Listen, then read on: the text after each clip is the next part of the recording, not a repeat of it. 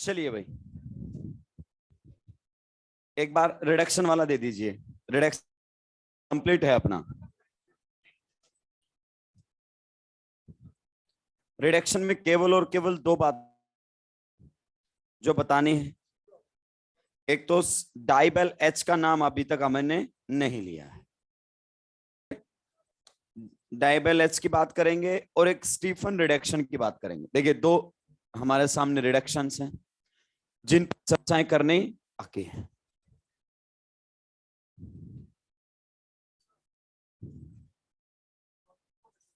कहाँ है? तेरे को यहाँ तिरछा दिखाई देता है क्या? राक्षस। देखिए, अगर अपन बात करना चाहें, हमारे सामने दिया हुआ है साइनाइड।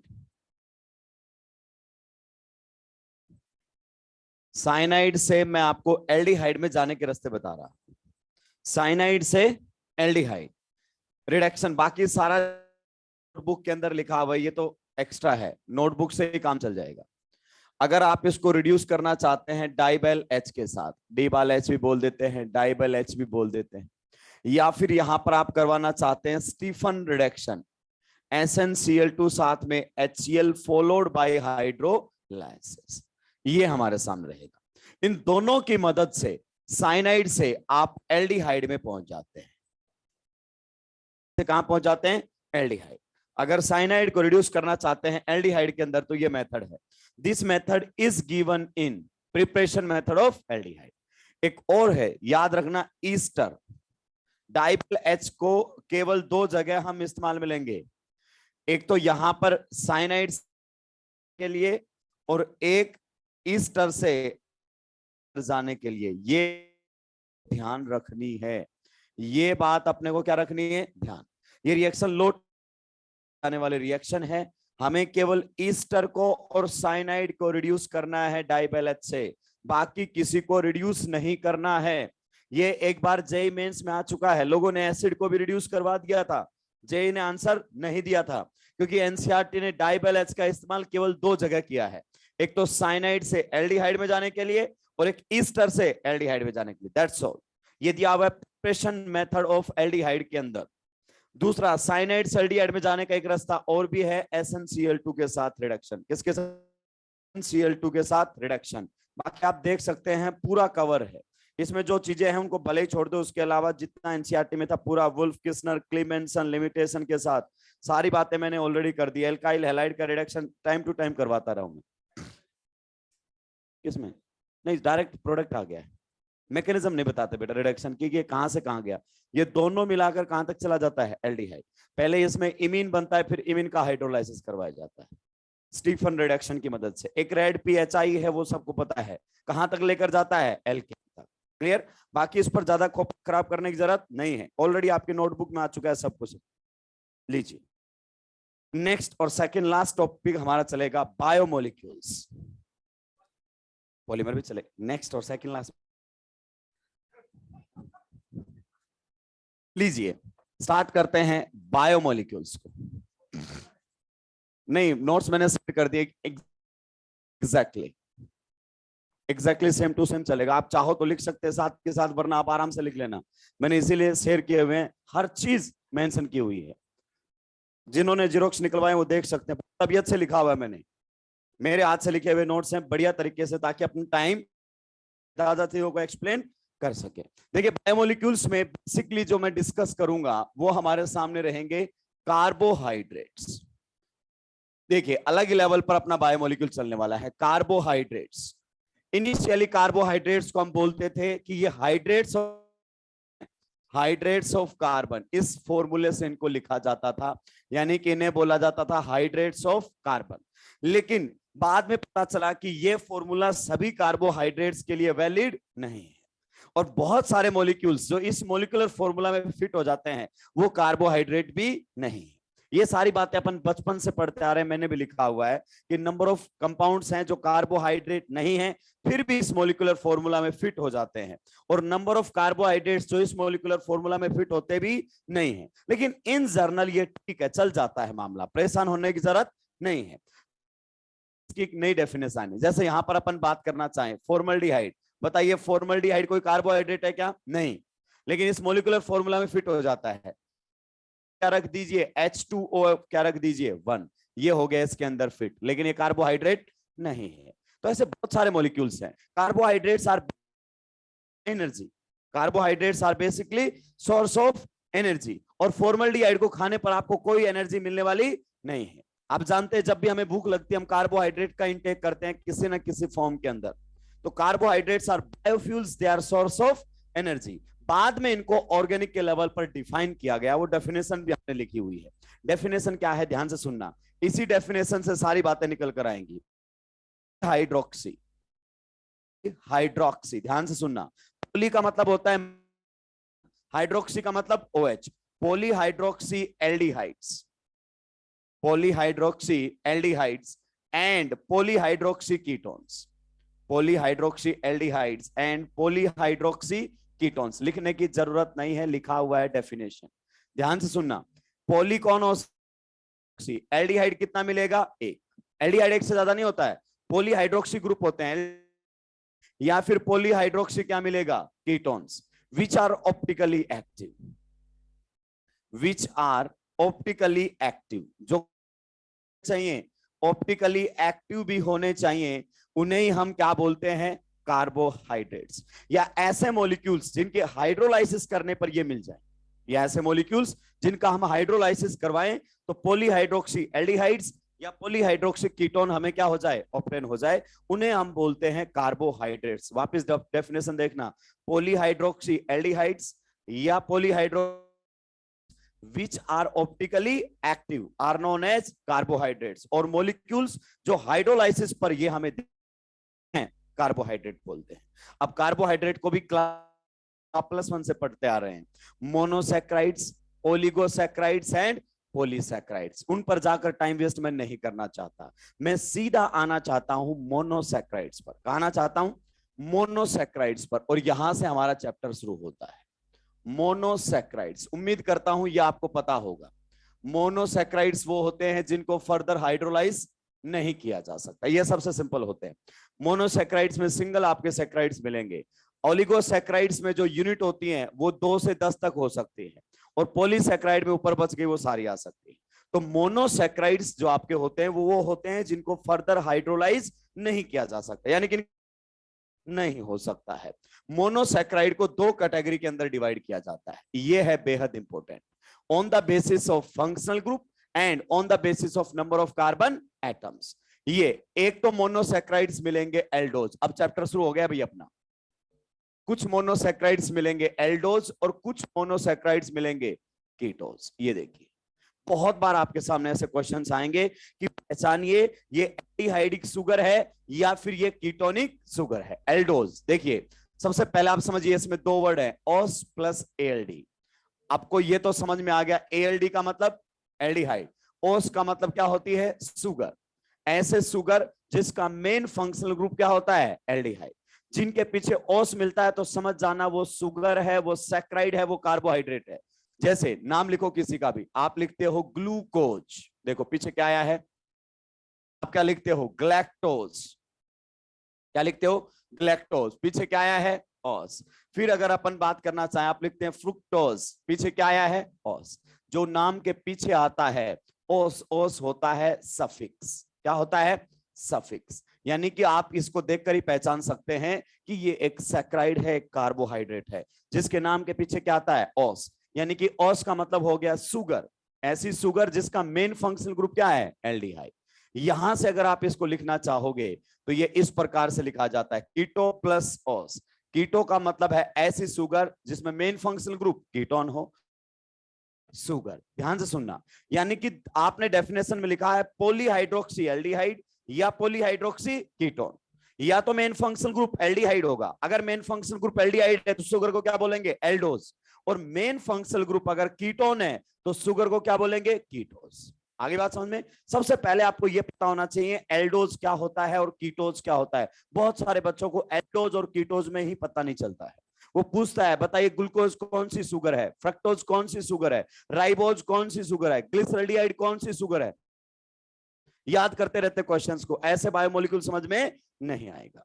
तो aldoses are the sugars which contains aldehyde as a main functional group and ketoses are the sugar which contains functional group. Main functional group या तो एल्डिहाइड होगा या कीटोन होगा। क्लियर? अब डेफिनेशन में लिखा हुआ आपने पॉलीहाइड्रोक्सी एल्डिहाइड। पॉली का मतलब एक से ज्यादा, हाइड्रोक्सी ग्रुप होने चाहिए।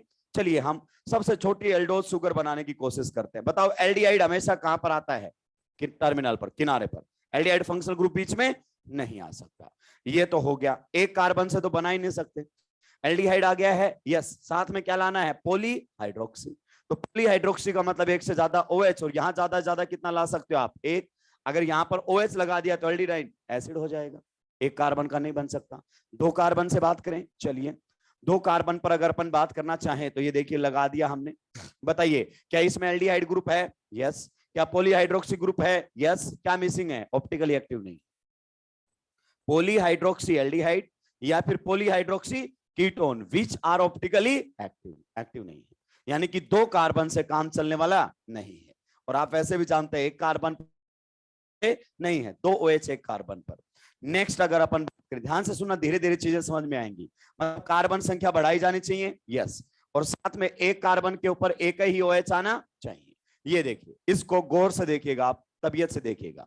क्या इसके अंदर एल्डिहाइड ग्रुप है? यस। क्या इसमें पॉलीहाइड्रोक्सी ग्रुप है? यस। पॉलीहाइड्रोक्सी भी है, एल्डिहाइड भी है, सेंटर होने की वजह से ये ऑप्टिकली एक्टिव भी है। तो ये सबसे छोटा मोनोसैक्राइड आपके सामने बताता है। स्मॉलेस्ट मोनोसैक्राइड में कितने कार्बन होते हैं? 3 से कम कार्बन का मोनोसैक्राइड बन सकता है? नहीं बन सकता। नहीं आया? ध्यान से सुनते रहना, बहुत इंटरेस्टिंग टॉपिक है ये। पूरा एल्डिहाइड कीटोन प्लस स्टीरियोकेमिस्ट्री चलेगी इसके अंदर, एल्डिहाइड कीटोन। अब हमें पता चल चुका है कि दुनिया का एल्डोज शुगर होगा, यानी कि मोनोसैक्राइड होगा और एल्डिहाइड वाला होगा, तो उसमें कुछ बातें फिक्स होती हैं। जितने भी कार्बन बढ़ेंगे ना, वो इन दोनों के बीच में बढ़ेंगे। पहले कार्बन पर CHO क्या है? फिक्स, दो OH आ नहीं सकते। दूसरे कार्बन पर, मतलब आखिरी कार्बन पर 2 हाइड्रोजन और एक क्या मिलेगा? OH। ये कितने कार्बन वाला मोनोसैक्राइड है? 3 वाला। 4 वाला बनाना है ना, तो इसके और इसके बीच में कार्बन और बढ़ा देना। 5 वाला बनाना है तो इसके और इसके बीच में कार्बन और बढ़ा देना। हम बढ़ा के बनाएंगे भी, परेशान होने की जरूरत नहीं है। यानी कि अगर हम एल्डोज शुगर्स को लिखना चाहते हैं तो एल्डोज शुगर्स कुछ इस प्रकार से लिखा जाता है। This is the structural formula of aldose sugar. This is the structural formula of aldose sugar. Carbon number 1 पर मेन फंक्शनल ग्रुप होता है, बाकी कार्बन पर यहां पर एक कार्बन के साथ OH आएगा, आखिरी कार्बन पर CH2OH आपको दिखाई देगा। जो कार्बन नंबर 1 होता है, यानी कि जिस पर प्रिंसिपल फंक्शनल ग्रुप लगा होता है, उसे ही हम एनोमरिक कार्बन बोलते हैं। कौन सा कार्बन? एनोमरिक कार्बन के नाम से जाना जाता है। और मेरे सवाल का जवाब देंगे। बताइए एल्डोज शुगर में एनोमरिक कार्बन कौन सा होता है? Carbon number 1। नंबरिंग जहां से आप शुरू करोगे, नंबर 1 कार्बन एनोमरिक कार्बन होगा। कीटोन शुगर पर आते हैं। बताइए सबसे छोटा कीटोन बनाने के लिए कितने कार्बन चाहिए? चाहिए कि नहीं चाहिए? अब देखो, इसमें वैसे तो एनसीईआरटी ने इसको लिखा हुआ है, बायोलॉजी भी इसको मान लेता है मोनोसैक्राइड, लेकिन ये डेफिनेशन के अंदर फिट नहीं होता है। सारी चीज लिखी हुई मैंने, परेशान नहीं होना है। ये डेफिनेशन के अंदर फिट नहीं होता है। क्यों नहीं होता है सर? क्या इसमें कीटोन है? क्या इसमें पॉलीहाइड्रोक्सी है? तो क्या मिसिंग है सर? ऑप्टिकली एक्टिव नहीं। क्लियर? यानी कि 3 कार्बन से कीटोन शुगर में काम चलेगा नहीं। कीटोनिक शुगर में सबसे इंपॉर्टेंट बात, जो कीटोन फंक्शनल ग्रुप होता है वो कौन से कार्बन पर होता है? सेकंड। कीटोन, जो कीटोन फंक्शनल ग्रुप होता है वो कौन से कार्बन पर होता है? सेकंड कार्बन पर। यानी कि अगर आप दुनिया का कोई भी कीटोन बनाना चाहेंगे तो सेकंड वाले कार्बन पर आपको क्या रखना पड़ेगा? CO। अब देखो कार्बन संख्या बढ़ाएंगे, यस, एक कार्बन पर एक से ज्यादा OH हम ला नहीं सकते। यहां पर मैं OH लग, आप बताइए, ये है कार्बन नंबर 1, ये है 2, ये है 3 और ये है 4। गौर से देखिए, 3 नंबर कायरली सेंटर बन गया है क्या? यस। पॉलीहाइड्रोक्सी है, जी है, कीटोन भी है, ऑप्टिकली एक्टिव भी है, यस। तो ये हमारे सामने कीटोन शुगर आ गई है, जो सबसे छोटी कीटोन शुगर है और इस डेफिनेशन को सेटिस्फाई करती है। तो आप बताइए, अगर कोई भी दुनिया की कीटोनिक शुगर हमें लिखनी पड़ी तो हम कैसे लिखेंगे? पहले कार्बन पर CH2OH फिक्स, आखिरी कार्बन पर CH2OH फिक्स। CO ग्रुप कौन से कार्बन पर आएगा? सेकंड पर। बीच में यहां पर जितने कार्बन आप बढ़ाना चाहते हो बढ़ा दीजिए। ध्यान से सुन लीजिए मेरी बात को। जितनी भी एल्डोज शुगर होती हैं ये वाला पार्ट क्या रहता है, फिक्स। जितनी भी कीटोनिक शुगर्स होती हैं ये वाला पार्ट क्या रहता है, फिक्स। ये हमारे सामने है। क्या आप बोल सकते हैं ये कार्बन एनोमरिक कार्बन है, that is carbon number second. Carbon number second is the anomeric carbon. अभी तक के क्वेश्चंस में पहला क्वेश्चन पूछेगा एल्डोज शुगर्स में एनोमरिक कार्बन कौन सा होता है, कार्बन नंबर 1, जिस पर मेन फंक्शनल ग्रुप एल्डिहाइड होता है। कीटोनिक शुगर्स के अंदर यानी कि कीटोज में एनोमरिक कार्बन कौन सा होता है, कार्बन नंबर सेकंड, जहां कीटोन होता है। यहां तक किसी को कोई दिक्कत आपत्ति परेशानी है क्या, होनी भी नहीं चाहिए। की है एल्डोज की, कीटोज की। Aldoses are those sugars which contains aldehyde as a main functional group, ketoses are those sugar which contains ketone as a main functional group. अब हमें कुछ इंपॉर्टेंट एल्डोज शुगर्स पढ़नी है। देखिए मैं आपको साफ बता दूं, एनसीईआरटी ने ये नहीं लिखी है शुगर्स, लेकिन टाइम टू टाइम नीट ने पूछा है। आप जानते हैं 2016 में इरिथ्रोथ्रियो पर बातें की गई। आपसे पूछ सकता है कि डीएनए में पाई जाने वाली शुगर का करेक्ट फिशर प्रोजेक्शन बताइए, आरएनए के अंदर पाई जाने वाली शुगर का करेक्ट फिशर प्रोजेक्शन बनाइए। क्योंकि आप जानते हैं डीएनए और आरएनए बायोलॉजी में तबीयत से आप लोगों के सामने आते हैं, तो हमें उनके बारे में थोड़ी थोड़ी इंफॉर्मेशन होनी चाहिए। कहीं भी किसी शुगर का अगर इस्तेमाल हुआ है तो उसका करेक्ट फिशर प्रोजेक्शन हमें पता होना चाहिए। तो सबसे पहले हमारे सामने आएंगी एल्डोज शुगर्स। कौन सी आएंगी, एल्डोज शुगर्स। ध्यान से देखेंगे भाई, एनसीईआरटी ने एक बॉक्स बना रखा है जिसमें नाम लिखे हुए हैं। कोई भी मोनोसैकेराइड होगा अपन इसी फॉर्मूले से बनाएंगे, कोई भी मोनोसैकेराइड होगा हम इसी फॉर्मूले से बनाएंगे। आप जानते हैं ये फॉर्मूला हमेशा वैलिड नहीं होता है। सारे सैकेराइड्स इस फॉर्मूले, और जो इस फॉर्मूले में फिट होते हैं वो मोनोसैकेराइड हो, इसकी भी कोई गारंटी नहीं है, लेकिन अपना काम चलाएगा, अपना काम चलाएगा। आप बताइए एल्डोज शुगर में मिनिमम कार्बन कितने होने चाहिए, कितने होने चाहिए? क्या ये रटने की बात है या समझ में आई हमें मिनिमम कार्बन 3 के होने चाहिए? क्योंकि एनसीईआरटी ने एन की वैल्यू 3 से ही शुरू की गई। तो यहां पर मैं लिखूंगा एन, क्या लिखूंगा, एन। मान लीजिए अगर एन की वैल्यू 3 रख दी गई है, मोलिकुलर फॉर्मूला बताइए क्या बनकर आएगा, C3H6O3 बनेगा कि नहीं बनेगा? अब आप बताइए C3H6O3 वाली एल्डोज शुगर का स्ट्रक्चरल फॉर्मूला क्या होगा? ध्यान दीजिए, अब स्टार्ट हो चुका मामला। कितने कार्बन वाली है, 3 कार्बन वाली। पहले कार्बन पर CH किसी भी एल्डोज शुगर में फिक्स है, आखिरी कार्बन पर भी CH2OH फिक्स है। तो बताइए टोटल कार्बन कितने हैं हमारे सामने, 3। ये रहेगा। गौर से देखिए 3 कार्बन आ चुके हैं, यस। ऑक्सीजन कितने हैं, 3। एक और एक 2 ऑक्सीजन आ चुके हैं, कितना ऑक्सीजन बचा हुआ है, 1। तो यहां पर लगा देंगे। ये रहेगा कार्बन नंबर 1, ये रहेगा कार्बन नंबर 2, ये रहेगा कार्बन नंबर 3। गौर से बताइए कार्बन नंबर 2 एक कायरलिटी सेंटर है कि नहीं है? तो ये हमारे सामने जो बनकर आता है इसको हम बोलते हैं एल्डोट्राइओस। क्या बोलते हैं, एल्डोट्राइओस। आपसे पूछेगा what is the correct structural formula of aldotriose. तो देखिए ओस का मतलब शुगर, 3 कार्बन का मेन फंक्शनल ग्रुप एल्डिहाइड। तो मैंने बोला था एल्डिहाइड वाली शुगर में पहले पर CHO फिक्स है, आखिरी वाले पर CH2OH फिक्स है। एक पर CHO आएगा, बाकी सभी कार्बन पर एक एक OH आएगा। अगर बीच में कार्बन है तो H एक आएगा, आखिरी पर कार्बन है और या पहले पर कार्बन है तो H कितने आएंगे, 2। बताइए इतनी ये कितनी शुगर हो सकती है, एल्डोट्राइओस कितनी शुगर हो सकती है, एल्डोट्राइओस कितनी शुगर हो सकती है? अभी राक्षस 2 कायरली सेंटर है, R भी हो सकता है। और दूसरा question, how many aldotriose are there, 2। बाद में बात करेंगे वो 2 कौन सी है। नेक्स्ट, अगर n की वैल्यू 4 रख दी है तो बताइए क्या रहेगा, जनरल फॉर्मूला बताइए, C4H8O4। ये है स्ट्रक्चरल फॉर्मूला, बना सकते हो। CHO रहेगा पहले पर, बीच में कितने कार्बन बढ़ा देने हैं, देखो मैंने लिखा है ना, बीच में कार्बन बढ़ाते रहना। कितने बढ़ाने इस बार, 2 बढ़ा दिया। आखिरी में कौन है, CH2OH। यहां पर क्या लगेगा, OH। यहां पर क्या लगेगा, OH। मेन पर एल्डिहाइड, बाकी सब पर एक एक OH आ जाएगा।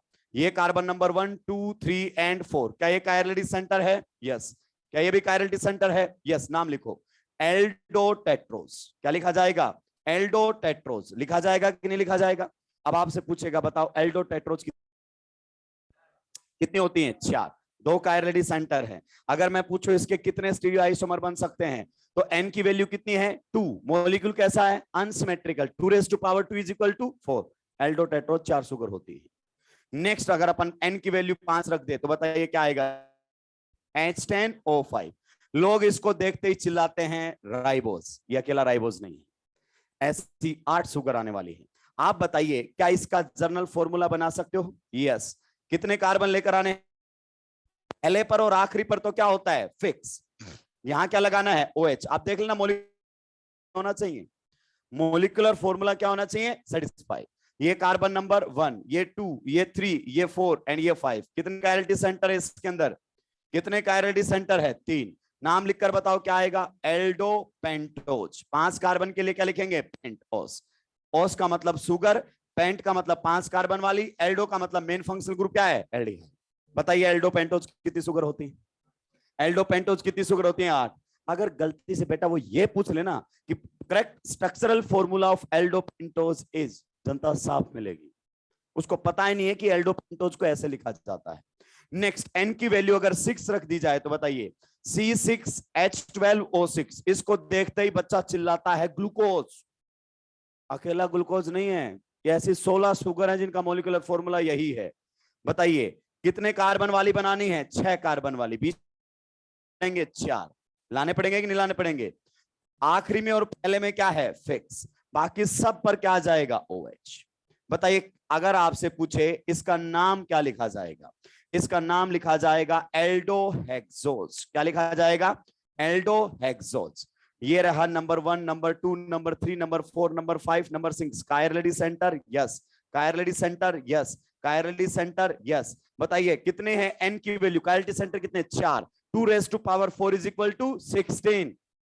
तो आप how many aldohexose sugars are there? How many aldohexose sugars are there? aldohexose sugar कितनी है? 16। aldohexose sugars कितनी होती हैं? 16। उसमें से ग्लूकोज, ग्लैक्टोज, मेनोज, उनको तो आप जानते हैं जो एनसीईआरटी ने बात की है। टोटल कितनी सुगर्स होती हैं? 16। तो अभी तक किसी को कोई डाउट है तो बताइए। जो आप पढ़ रहे हैं ना एनसीईआरटी में, वहां भी आऊंगा, इतनी जल्दी नहीं आ जाता एनसीईआरटी के ऊपर। पहले आपको बेस बनाना। आपको क्या लगता है सीधी साइक्लिक स्ट्रक्चर बता दे और वो बता दे और हम फ्री सुलझ जाओगे? एल्डो ट्राइओज का स्ट्रक्चरल फॉर्मूला बता सकते हो? यस। एल्डो टेट्रोज का बता सकते हो? यस। एल्डो पेंटोज का बता सकते हो? यस। एल्डो एक्सोज का बता सकते हो? यस। कितनी एल्डो ट्राइओज होती हैं? 2। एल्डो टेट्रोज कितनी होती हैं? 4। एल्डो पेंटोज कितनी होती हैं? 8। और एल्डो एक्सोज कितनी होती हैं? 16। खत्म। नेक्स्ट, इसी प्रकार से हमें कीटोज के बारे में बात करना है। ध्यान से सुनना, चाहे कोई सुगर एल्डोज हो, चाहे कोई सुगर कीटोज हो, उसका जर्नल फॉर्मूला यही रहेगा, CnH2ON। चाहे कोई सुगर एल्डोज हो, चाहे कोई सुगर कैसा हो, कीटोज सुगर हो, जर्नल फॉर्मूला यही रहने वाला है। चलिए स्टार्टिंग करते हैं। अगर कीटोज का केस में एन की वैल्यू मान लीजिए हमने 3 रखी है, मोलिकुलर फॉर्मूला बताइए। C3H6 का स्ट्रक्चरल फॉर्मूला बताइए। बताइए कीटोन्स और आखिरी कार्बन पर मामला क्या मिलेगा? फिक्स। हालांकि हम इसको नहीं मानते हैं शुगर। पॉलीहाइड्रोक्सी भी है, ये कीटोन भी है, लेकिन ऑप्टिकली एक्टिव नहीं है। नाम तो बता ही सकता, कीटोट्राइओज। क्या होगा? कीटोट्राइओज। चलिए नेक्स्ट, एन की वैल्यू क्या रख देते हैं? 4। बताइए एन की वैल्यू अगर अपन ने 4 रख दी, जर्नल C4H8O4। रुको और सोचो, अगर कोई एल्डोज शुगर है या फिर कीटोज सेम है तो मोलिकुलर फॉर्मूला गौर से देख, C4H8O4, C4H8A4, यहीं से आता है दोनों का जर्नल फॉर्मूला। यानी कि सेम कार्बन वाली एल्डोज और सेम कार्बन वाली कीटोज, दोनों का मोलिकुलर फॉर्मूला क्या होता है? सेम। दोनों का मोलिकुलर फॉर्मूला क्या होता है? सेम। स्ट्रक्चरल फॉर्मूले में डिफरेंस। इसमें फंक्शनल ग्रुप कौन है? कीटोन। आप बताइए दुनिया की कोई भी कीटोनिक शुगर हो, क्या बताया था उसके अंदर? पहले, दूसरे और आखिरी पर क्या मिलेगा मामला? फिक्स। ये देखिए, ये क्या था? फिक्स था। ये भी क्या था? फिक्स। एक कार्बन बड़ा है, यस, ये कायरलिटी सेंटर बनकर आ गया है। नाम बताइए इसका क्या बनेगा? कीटो टेट्रोज। क्या बनेगा? कीटो टेट्रोज। कीटो टेट्रोज कितनी शुगर होती हैं? 2। एक R और एक S। खत्म हो गई कहानी। नेक्स्ट, अगर N की वैल्यू 5 रख दी तो मोलिकुलर फॉर्मूला C5H10O5। बताइए इसका स्ट्रक्चरल फॉर्मूला क्या बनकर आएगा? CH2OH CO। ये देखो, ये फिक्स होगा भाई, किसी भी कीटोनिक शुगर में फिक्स होगा। पहले पर CH2OH, दूसरे पर CO, क्योंकि CO दूसरे कार्बन पर आएगा तो CO वाले को छोड़कर सभी कार्बन पर एक OH आएगा, तो ये फिक्स हो चुका है। अब कितने कार्बन बढ़ाने हमें? 2। तो दोनों कार्बन यहां पर बीच में बढ़ेंगे। क्या आप बता सकते हैं कि कीटो पेंटोज कितनी सुगर्स होंगी हमारे सामने? It's a chirally centre, it's a chirally centre. नाम क्या लिखा जाएगा? Keto pentose. क्या लिखा जाएगा? Keto pentose. रुक कर मेरे एक सवाल का जवाब देंगे। C5H10O5 मोलिकुलर फॉर्मूला रखने वाली कितनी सुगर्स हैं? C5H10O5 मोलिकुलर फॉर्मूला रखने वाली कितनी सुगर हैं? देख, C5H10O5 एल्डोज भी बनेंगी, C5H10O5 कीटोज भी बनेंगी। कीटोज कितनी बनेंगी? 4। और एल्डोज कितनी बनेंगी? 8। टोटल कितनी हो गई? 12। हवा भी नहीं लगेगी, हवा भी नहीं लगने देगा। अगर गलती से उस टेबल से क्वेश्चन पूछ लिया तो हम उड़ते रहते हैं फालतू में। बताइए नेक्स्ट, एन की वैल्यू 6 रखने पर क्या बनेगा? C6H12O6। ये देख, 6 कार्बन वाली चाहे कीटोज हो, 6 कार्बन वाली चाहे एल्डोज हो, मोलिकुलर फॉर्मूला सेम। आप बताइए पहले कार्बन पर कीटोज शुगर में ये फिक्स है? यस। दूसरे में भी फिक्स है। अब बताओ कितने कार्बन बढ़ाने हैं? 3। तीनों कायरल्टी सेंटर बनेंगे। यहां पर भी मिलेगा OH, यहां पर भी मिलेगा OH, और यहां पर भी मिलेगा आपको OH। This is carbon number 1, this is 4, 5 and 6। 3 number chirality centre है? यस। 4 है? यस। 5 भी है? यस। नाम बताइए? कीटोहेक्सोज। नाम आएगा हमारे सामने, कीटोहेक्सोज। कीटोहेक्सोज टोटल कितनी शुगर होती है? कीटोहेक्सोज टोटल कितनी शुगर होती है? 8। अगर मैं आपसे पूछूं कि एक शुगर है जिसका मॉलिक्यूलर फॉर्मूला है, यानी कि वो शुगर जिनका मॉलिक्यूलर फॉर्मूला है C6H12O6, इस मॉलिक्यूलर फॉर्मूले वाले कितनी शुगर होती है? 24। लाते हैं बस 4। Glucose, fructose, galactose, mannose. वो पढ़ते हैं जो एनसीईआरटी ने लिखा है। आइसोमेरिज्म का क्वेश्चन बन जाएगा बेटा इसमें से। Number of monosaccharides having the molecular formula this. हवा भी नहीं लगेगी कि पूछा कहां से है। ये आपके मॉड्यूल में दिया हुआ है। Number of stereo isomers of glucose, stereo isomerism वाले में दिया हुआ है number of stereo isomers of glucose. तो ग्लूकोज इसी से बनता है, ग्लैक्टोज भी यहीं से बनेगा, मेनोज भी यहीं से बनेगा। हमसे पूछे कि number of aldose sugars having molecular formula this, तो कितने कार्बन वाली शुगर है? 6। 6 वाले में कायरलिटी सेंटर कितने होंगे? 4, 16। Number of कीटोज sugars having molecular formula this, कितनी आएंगी? 8। और टोटल कितनी आएंगी? 24। जो उसका मन करे पूछने दो, कोई दिक्कत की बात नहीं है। ये आई हुई बातें ही मैं आपको बता रहा हूं, ये आई हुई बातें ही मैं आपको ऑलरेडी नोट्स के अंदर प्रॉपर इसी सीक्वेंस में लिखी गई है, आपको लिखने की जरूरत नहीं है। क्लियर? ये क्वेश्चन बन सकते हैं कि कितनी एल्डोज शुगर होती है, कितनी पेंटोज शुगर होती है, मॉलिक्यूलर फॉर्मूला देकर। दूसरा, कुछ शुगर्स का हमें करेक्ट फिशर प्रोजेक्शन याद होना सीधी बात है भाई। कुछ शुगर्स का हमें करेक्ट फिशर प्रोजेक्शन याद होना चाहिए। जैसे बोलेगा identify the D glucose, identify the D mannose, identify the D galactose, identify the डिराइफाई the sugar which is present in DNA. साफ हो जाएंगे हम। तो कुछ मोनोसैक्राइड्स हमें पता होना चाहिए। तो नेक्स्ट रहेगा इंपॉर्टेंट मोनोसैक्राइड्स। यही याद हो जाएंगे, परेशान होने की जरूरत नहीं है। एक एक चीज क्रिस्टल क्लियर हो जाएगी आपको, वरना आप रट्टा मारते रह जाओगे, पता भी नहीं चलेगा। सम इंपॉर्टेंट मोनोसैक्राइड्स, हेडिंग यही लगी हुई है, सम इंपॉर्टेंट मोनोसैक्राइड्स। अब समझिए इसका मतलब है क्या। आपसे करेक्ट फिशर प्रोजेक्शन पूछेगा, करेक्ट फिशर प्रोजेक्शन पूछेगा कि ग्लूकोज की करेक्ट फिशर क्या है, ग्लैक्टोज की क्या है, मेनोज की क्या है, राइबोज की क्या है, जो हम यूज में लेते हैं उन पर बात आते हैं। सम इंपॉर्टेंट में सबसे पहले हम पढ़ेंगे H। जल्दी बताओ मुझे, देखो क्वेश्चन कैसे बनेगा। अगर ये पूछ लेना कि what is the structural formula of aldotriose sugar, मैं बताता हूं बच्चे को पता भी नहीं है। 3 कार्बन वाली एल्डिहाइड मेन फंक्शनल ग्रुप। अबे फॉर्मूला भी तो कोई होता होगा, कैसे एटम्स जुड़े हुए हैं। क्या तुम एल्डोट्रायोज का स्ट्रक्चरल फॉर्मूला बता सकते हो? एल्डोज मतलब एल्डिहाइड है, 3 कार्बन वाली है, पहले और आखिरी कार्बन पर मामला क्या होता है? फिक्स। ये लो, ये एल्डोट्रायोज है, दिस इज एल्डोट्रायोज। अब मेरे को एक बात बताओ, एल्डोट्रायोज कितनी शुगर हो सकती है? 2 हो सकती हैं। अब वो दोनों बनानी है। आप जानते हैं एक तो बनेगा यहां से R और एक बनेगा S। स्टीरियो के अंदर कनेक्टिविटी चेंज नहीं हो सकती। बहुत सिंपल है, ध्यान से सुनते हैं भाई लोगों। पहले कार्बन पर CHO, आखिरी कार्बन पर CH2OH, यहां तो कोई चेंज नहीं हो सकता। यहीं पर चेंज हो सकता है, एक बार बना देंगे R और एक बार बना देंगे S।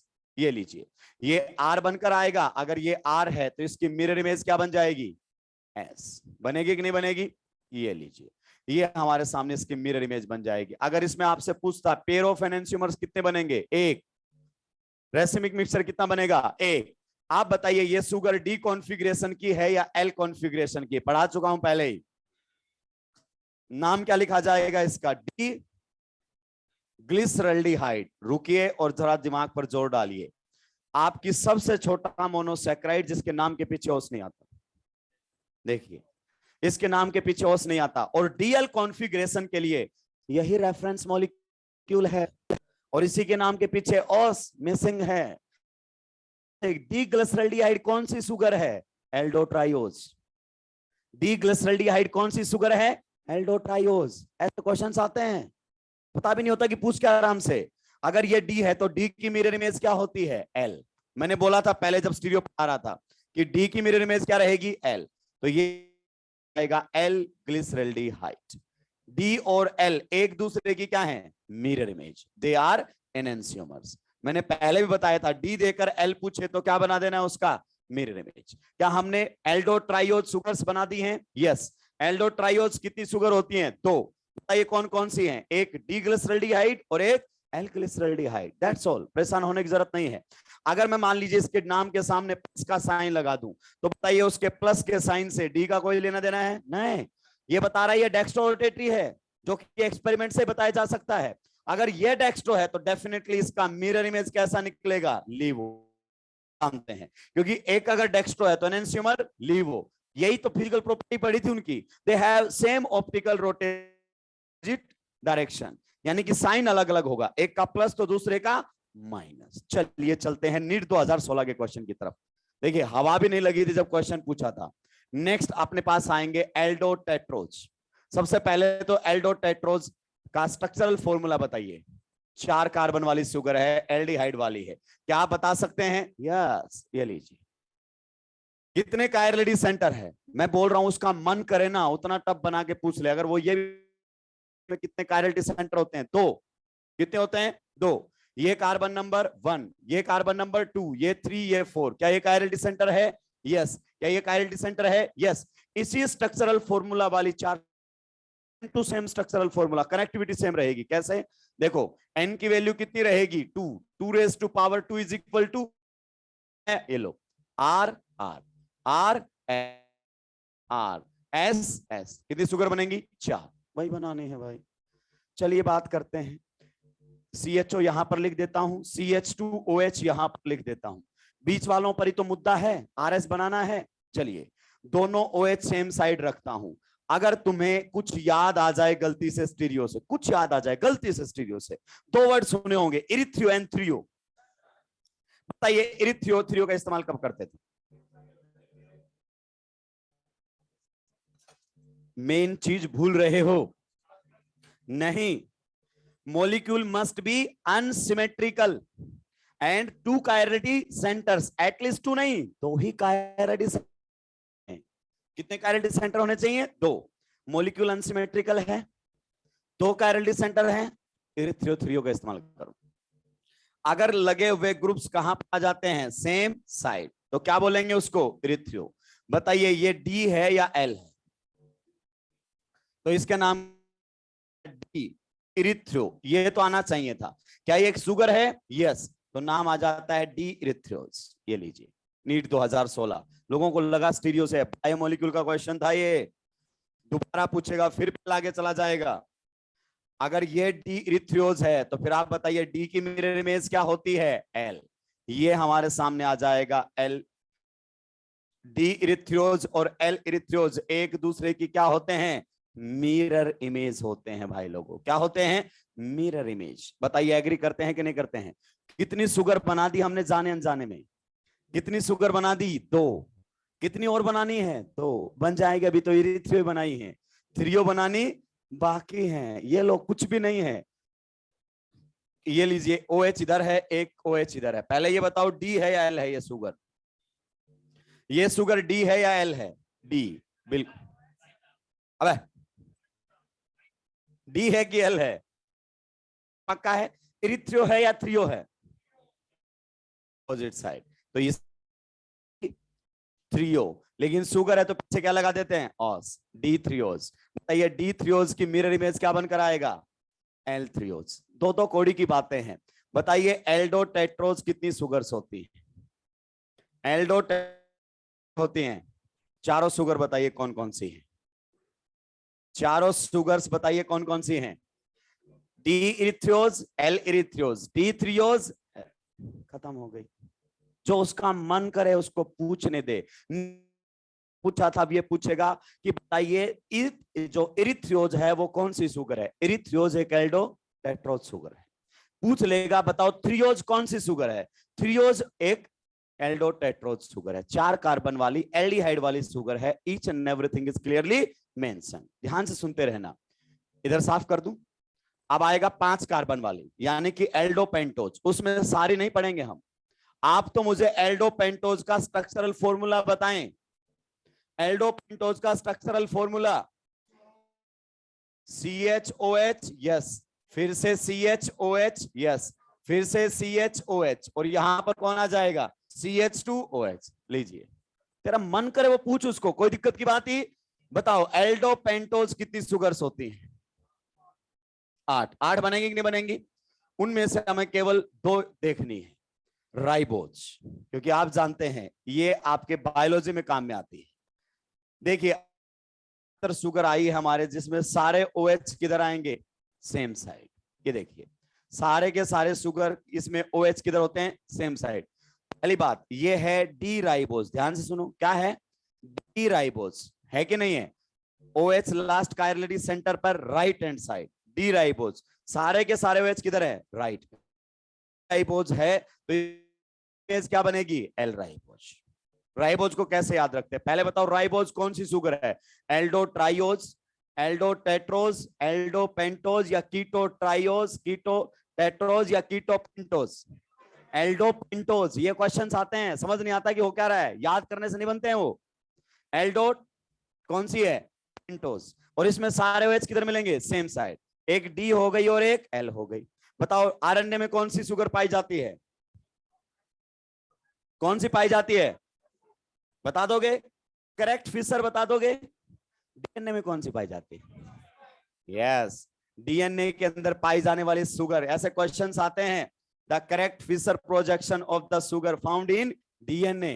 फुल फॉर्म लिखो, उसको पूरा लिखो, 2-deoxy, 2-deoxy D-राइबोज, 2-deoxy D-राइबोज। बताओ D का मतलब क्या होता है? डिलीट कर दे। कौन से कार्बन से? सेकंड नंबर वाले कार्बन से ऑक्सीजन को क्या कर दे? डिलीट कर दिया। ये लीजिए, ये हमारे सामने बनकर आ गई है 2-deoxy D ribose sugar found in DNA। ये आया हुआ क्वेश्चन है। The sugar which is present in DNA has the correct Fischer projection, has the correct Fischer projection. क्योंकि तुम DNA RNA नहीं पढ़ोगे तो कौन पढ़ेगा? एक क्वेश्चन आपके टेस्ट पेपर में भी आया था कि ये शुगर RNA और DNA होते हैं, ऑप्टिकली एक्टिव होते हैं। उसका कारण साफ दिखाई दे रहा है, ये शुगर ऑप्टिकली एक्टिव होते हैं। आप जानते हैं मॉलिक्यूल कैसे हैं? अनसिमेट्रिकल। नहीं आ सकते, ये जिसमें भी जाके जुड़ेंगे एक्टिव बना देंगे उसको। क्या बना देंगे? एक्टिव। परेशान होने की जरूरत ही नहीं है। और अब थोड़े से ध्यान देने की जरूरत है। अभी तक के किसी में डाउट है तो बताओ, याद करने में। एल्डो ट्राइओज कितनी है? एल्डो ट्राइओज कौन कौन सी? ग्लिसरल्डिहाइड, डिग्लिसरल्डिहाइड खत्म। एल्डो टेट्रोज 4, इरिथ्रियो थ्रियो खत्म। एल्डो पेंटोज में कितने बताई है? 1, एल खत्म। अब आते हैं एल्डो हेक्सोज पर, जो हमारे एनसीईआरटी ने लिखे हैं, केवल उसकी ही बात करेंगे। हमारे सामने है भाई लोगों एल्डो हेक्सोज। बताओ इसका सबसे पहले एल्डो हेक्सोज का फॉर्मूला बताओ। C6 है कि नहीं है? स्ट्रक्चरल फॉर्मूला बताइए प्लीज। CHO, CH, CH, यहां पर हमारे सामने कौन? CH2OH। बाकी सभी पर एक एक OH आएगा। बताइए एल्डो हेक्सोज शुगर में कितने कायरल्टी सेंटर हैं? कितने कायरल्टी सेंटर है? एल्डोहेक्सोज कितनी शुगर होती हैं? 16। उसमें से कितनी पढ़ेंगे हम? 6। 16 शुगर होती है, उसमें से कितनी पढ़ेंगे? 6। अब सबसे पहले इसमें पढ़ने वाले हैं ग्लूकोज। भाई लोगों ध्यान से सुनना, जितनी भी 6 कार्बन वाली शुगर है मैं उनको सबको ग्लूकोज याद करवाऊंगा। जितनी भी 6 कार्बन वाली शुगर्स हैं मैं उनको कहां से याद करवाऊंगा? ग्लूकोज से याद करवाऊंगा। बचपन से हम ग्लूकोज पी रहे हैं, और कौन सा ग्लूकोज पी रहे हैं? D glucose. ग्लूकोज एक एल्डोहेक्सोज शुगर होती है। उसके अलावा जो हमारे सिलेबस के अंदर आता है मेनोज। बताइए मेनोज कौन सी शुगर है? एल्डोहेक्सोज। उसके बाद हमारे सामने आएगा गैलेक्टोज। ये क्वेश्चंस हो रहे हैं आपके इनडायरेक्टली, वो यही पूछता शुगर आती है एल्डो टेट्रोज एल्डो पेंटोज कीटो टेट्रोज कीटो पेंटोज एल्डो एक्सोज कीटो एक्सोज। तो कौन सी शुगर है ये? एल्डो एक्सोज शुगर्स होती है, ग्लूकोज, मेनोज एंड गैलेक्टोज। सबसे पहले ग्लूकोज को याद करेंगे। ये सारे के सारे ग्लूकोज से ही पढ़ाता हूं मैं, और अभी आपको याद हो जाएंगे जितने भी शुगर के फिशर प्रोजेक्शंस आपने लिखे हैं ना, सब हाथों हाथ याद हो जाएंगे, आपको रट्टा मारने की जरूरत नहीं है। देखिए सबसे पहले मैं स्ट्रक्चर बनाना चाहता हूं डी ग्लूकोज की, ध्यान से सुनना। मैं स्ट्रक्चर बनाना चाहता हूं डी ग्लूकोज की। देखो अगर तुम्हारे पास दिमाग है तो आधा काम तो उसने करके दे दिया है। हमारे पास टोटल कितने OH हैं? 4, जिनको हमें सही तरीके से याद करना है कि वो किधर है, वर्टिकल लाइन के राइट में है, लेफ्ट में है करना है। बात तो सही है। उसने डी बोला है, एक तो 1 मिनट, एक कौन सा बता दिया सर? ये ऐसी बातें मत किया करो, चमकती नहीं है मेरे को। डी का मतलब है लास्ट कायरली सेंटर पर OH किधर आना चाहिए? लास्ट कायरली सेंटर पर OH किधर आना चाहिए, तभी ये डी बनेगा। डी ग्लूकोज में एक OH की पोजीशन पता चल चुकी है। लास्ट कायरली सेंटर वाला किधर होता है? राइट में। नीचे से पहला कहां है? राइट में। तो ऊपर से पहला भी कहां ले जाना है? राइट में। आगे समझ में? ध्यान से सुन, डी का मतलब लास्ट कायरली सेंटर पर OH राइट हैंड साइड, नीचे से पहला राइट में, तो ऊपर से पहला भी राइट में। फिर इस OH की एक बार क्या लगा दे, और एक बार क्या लगा देनी है? पलटी। ये आपके सामने ग्लूकोज तैयार है। ये ध्यान रखना, 4 कायरली सेंटर हैं, HOH की सही पोजीशन आपको पता होनी चाहिए। ये क्वेश्चंस आते हैं the correct Fischer projection of D glucose is, because NCERT ने बना रखा है ये। क्लियर? ये कार्बन नंबर क्या है? 1। ये कार्बन नंबर 2 3 4 5 6। एक बार फिर से सुन, डी ग्लूकोज, यस, डी का मतलब आखिरी कार्बन पर OH राइट साइड, पहले से नीचे से पहला OH राइट में, ऊपर से पहला OH भी, फिर एक बार OH की अल्टी, और एक बार डी ग्लूकोज तैयार है। वो बोलेगा कि which of the following is the correct Fischer projection of L glucose. तो डी हमें याद है, मिरर इमेज ले लेंगे, एल बन जाएगा, खत्म हो गई कहानी। चलिए नेक्स्ट आता है मेनोज। भाई लोगों एक ही बात याद करनी है, C2 epimer of that's all. C2 epimer of glucose. ये सारे क्वेश्चंस भी आपके इनडायरेक्टली कवर हो रहे हैं, अभी बताऊंगा। एपीमर्स होते हैं डायास्टीरियोमर्स। एपीमर्स क्या होते हैं? डायास्टीरियोमर्स। डायास्टीरियोमर जो एक ही कायरली सेंटर पर डिफरेंट होते हैं। ध्यान से सुनो, डेफिनेशन लिखी हुई है, डायास्टीरियोमर्स जो एक ही कायरली सेंटर पर डिफरेंट होते हैं। क्या वो कायरली सेंटर? कोई भी कायरली सेंटर हो सकता है। वो ऐसे डायास्टीरियोमर्स जो एक कायरली सेंटर पर डिफरेंट होते हैं उन्हें एपीमर का नाम दिया जाता है, यानी कि एपीमर्स डायास्टीरियोमर्स ही होते हैं। और C2 का मतलब है वो कार्बन कौन सा है? Carbon number 2। अगर आपको डी ग्लूकोज की स्ट्रक्चर आती है तो आप डी में सकते हैं। इसमें कार्बन नंबर 2 पर H और OH को क्या कर दीजिए? इंटरचेंज कर दीजिए। डी ग्लूकोज हमने बना रखा है, यस। डी मेनोज बना सकते हैं, नो डाउट हम डी मेनोज बना सकते हैं। ध्यान से एक एक चीज क्रिस्टल क्लियर होनी चाहिए भैया। क्वेश्चंस हवा भी नहीं लगेगी हमें, हम दूसरे तरीके से पता नहीं ग्लाइकोसाइडिक लिंकेज क्या क्या देखते रह जाएंगे। आए हुए क्वेश्चंस पर नहीं, आने वाले क्वेश्चंस पर बात कीजिए। देखो कार्बन नंबर 5 पर HOH की पोजीशन देखो, दोनों में same to same. Carbon number 4 पर भी देखिए same to same. Carbon number 3 पर भी देखिए सेम टू सेम। अभी तक दोनों में कोई फर्क है? नहीं।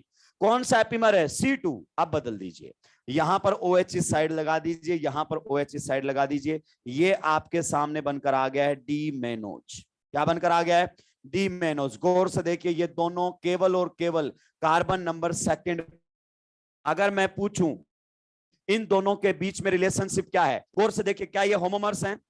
गौर से देखिए, यहां पर 5 पर सेम, 4 पर सेम, 3 पर सेम, 2 पर अलग, होमोमर्स तो नहीं है। क्या ये एनेंशियोमर्स है? नहीं, एनेंशियोमर में तो हर जगह अपोजिट होता है, ईच कायरलिटी सेंटर पर। क्या ईच कायरलिटी सेंटर पर अलग है? नहीं, ना होमोमर है ना एनेंशियोमर है, तो क्या है? डायस्टेरियोमर। और ऐसे डायस्टेरियोमर है जो एक ही कायरलिटी सेंटर पर डिफरेंट है, इन्हीं को ही एपीमर बोला जाता है। क्या बोला जाता है? एपीमर। तो बताइए, सर बना सकते हो? अगर डी मेनोज ना पूछकर एल मेनोज पूछ लिया तो हम तो पेपर छोड़ के भाग लेंगे, क्योंकि हमें तो पता ही नहीं है। हम केवल डी याद करेंगे, एल बनाने के लिए मिरर इमेज लेंगे। क्या लेंगे? Mirror image. नेक्स्ट आता है ग्लैक्टोज। थोड़ा सा बताओ, आपने बायोमोलिक्यूल पढ़ा है। C of glucose, C four epimer of glucose. मैंने क्या बोला था? 6 कार्बन वाली सारी शुगर आपको ग्लूकोज, 6 कार्बन वाली सारी शुगर्स कहां से याद करवाऊंगा? ग्लूकोज से। क्या अब हमें कुछ टेंशन लेनी चाहिए? कहां पर पलटी मार देनी है? केवल और केवल कार्बन नंबर 4 पर। ये 1, ये रहेगा 2, ये रहेगा 3, ये रहेगा 5 और ये रहेगा 6। तो यहां पर तो एग्जैक्टली सेम टू सेम मिलेगा। यहां पर मामला कुछ ऐसा मिलेगा। अब थोड़ा सा दिमाग पर जोर डालिए और बताइए इसके बारे में क्या ख्यालात है। ये हमारे सामने आ गया है डी गैलेक्टोज। डी गैलेक्टोज, ये देखिए किस डिफरेंट है ग्लूकोज से? केवल और केवल। तो it is a C4 epimer of glucose. बताइए, डी मेनोज और डी गैलेक्टोज एपीमर्स हैं क्या? गौर से देखिए, डी मेनोज और डी गैलेक्टोज एपीमर्स हैं क्या? ये देखो किस किस पर डिफरेंट हैं। कार्बन नंबर 2 पर डिफरेंट हैं, यस। कार्बन नंबर 4 पर भी डिफरेंट हैं, yes. They are only diastereomers. एक ही कायरलिटी पर अगर डिफरेंट होते तो एपीमर होते, एक से ज्यादा पर डिफरेंट हैं तो वो एपीमर नहीं। 6 कार्बन वाली एल्डोज शुगर कितनी पढ़ाई है? 6 कार्बन वाली एल्डोज शुगर्स कितनी पढ़ाई है? 3। नाम बता। Glucose, mannose, galactose. क्या डी ग्लूकोज की स्ट्रक्चर याद है? यस। डी का मतलब आखिरी कार्बन पर OH राइट में, नीचे से पहला राइट में OH, ऊपर से भी पहला राइट में, अल्टी पल्टी, डी ग्लूकोज तैयार। डी बता दिया है, एल बनाना है मिरर इमेज। मेनोज को कैसे याद करोगे? एक line, C2 epimer of glucose. Galactose को कैसे याद करोगे? C4 epimer of. खत्म हो गई कहानी। लेकिन सर आपने बोला था सारे के सारे 6 कार्बन वाले, यस। अभी एक बचा हुआ है, कीटोहेक्सोज। कौन बचा हुआ है? कीटोहेक्सोज नंबर 5। बताइए कीटोहेक्सोज कितनी शुगर्स होती हैं? कीटोहेक्सोज कितनी शुगर्स होती है? राक्षसों, स्ट्रक्चरल हेक्सोज का ऐसे सोचने लग गए हैं। कीटोहेक्सोज का स्ट्रक्चरल फॉर्मूला अगर ये भी पूछ लेना कि कीटोहेक्सोज का सही स्ट्रक्चरल फॉर्मूला कैसे है, 100% साफ कर जाएगा लोगों को। और पढ़े बैठे रहते हैं फ्रक्टोज को। ये कीटोहेक्सोज है, यस। कितने कायरलिटी सेंटर है इसमें? टोटल कितनी शुगर बनेगी? लेकिन हमें कितनी पढ़नी है? 2। फ्रक्टोज, दिमाग पर थोड़ा सा जोर डालिए। फ्रक्टोज जो होता है वो कीटोहेक्सोज हो। ग्लूकोज, फ्रक्टोज एक दूसरे के फंक्शनल ग्रुप आइसोमर्स हैं। दोनों का molecular formula same but functional group different. इसमें मेन फंक्शनल ग्रुप कीटोन और उसमें एल्डिहाइड है कि नहीं है? तो पहला क्वेश्चन, फ्रक्टोज कौन सी शुगर होती है? कीटोहेक्सोज शुगर होती है। लेकिन सर इसको कैसे याद करवाओगे? ये भी तो 6 कार्बन वाली शुगर है। मैंने बोला था आपको, हालांकि आपको विश्वास नहीं है, कि जितनी भी 6 कार्बन वाली शुगर्स हैं मैं केवल ग्लूकोज की मदद से याद करता हूं। किसकी मदद से याद करता हूं? ग्लूकोज। आज के बाद तुमसे कोई फ्रक्टोज पूछे ना तो बस उसको एक ही बात बोलना, एक ही बात याद है मेरे को। कौन सी बात याद है? Ketonic version of glucose. Ketonic version of glucose, यानी कि ग्लूकोज को ही क्या बना दो? कीटोन बना दो, आपका फ्रक्टोज बनकर आ जाएगा। एक मिनट, डी ग्लूकोज का आप करेक्ट फिर आखिरी में OH राइट में, ऊपर से भी पहला OH राइट में, फिर एक बार क्या लगेगी? अल्टी, और फिर एक बार क्या लगेगी? पल्टी। ये हमारे सामने क्या है?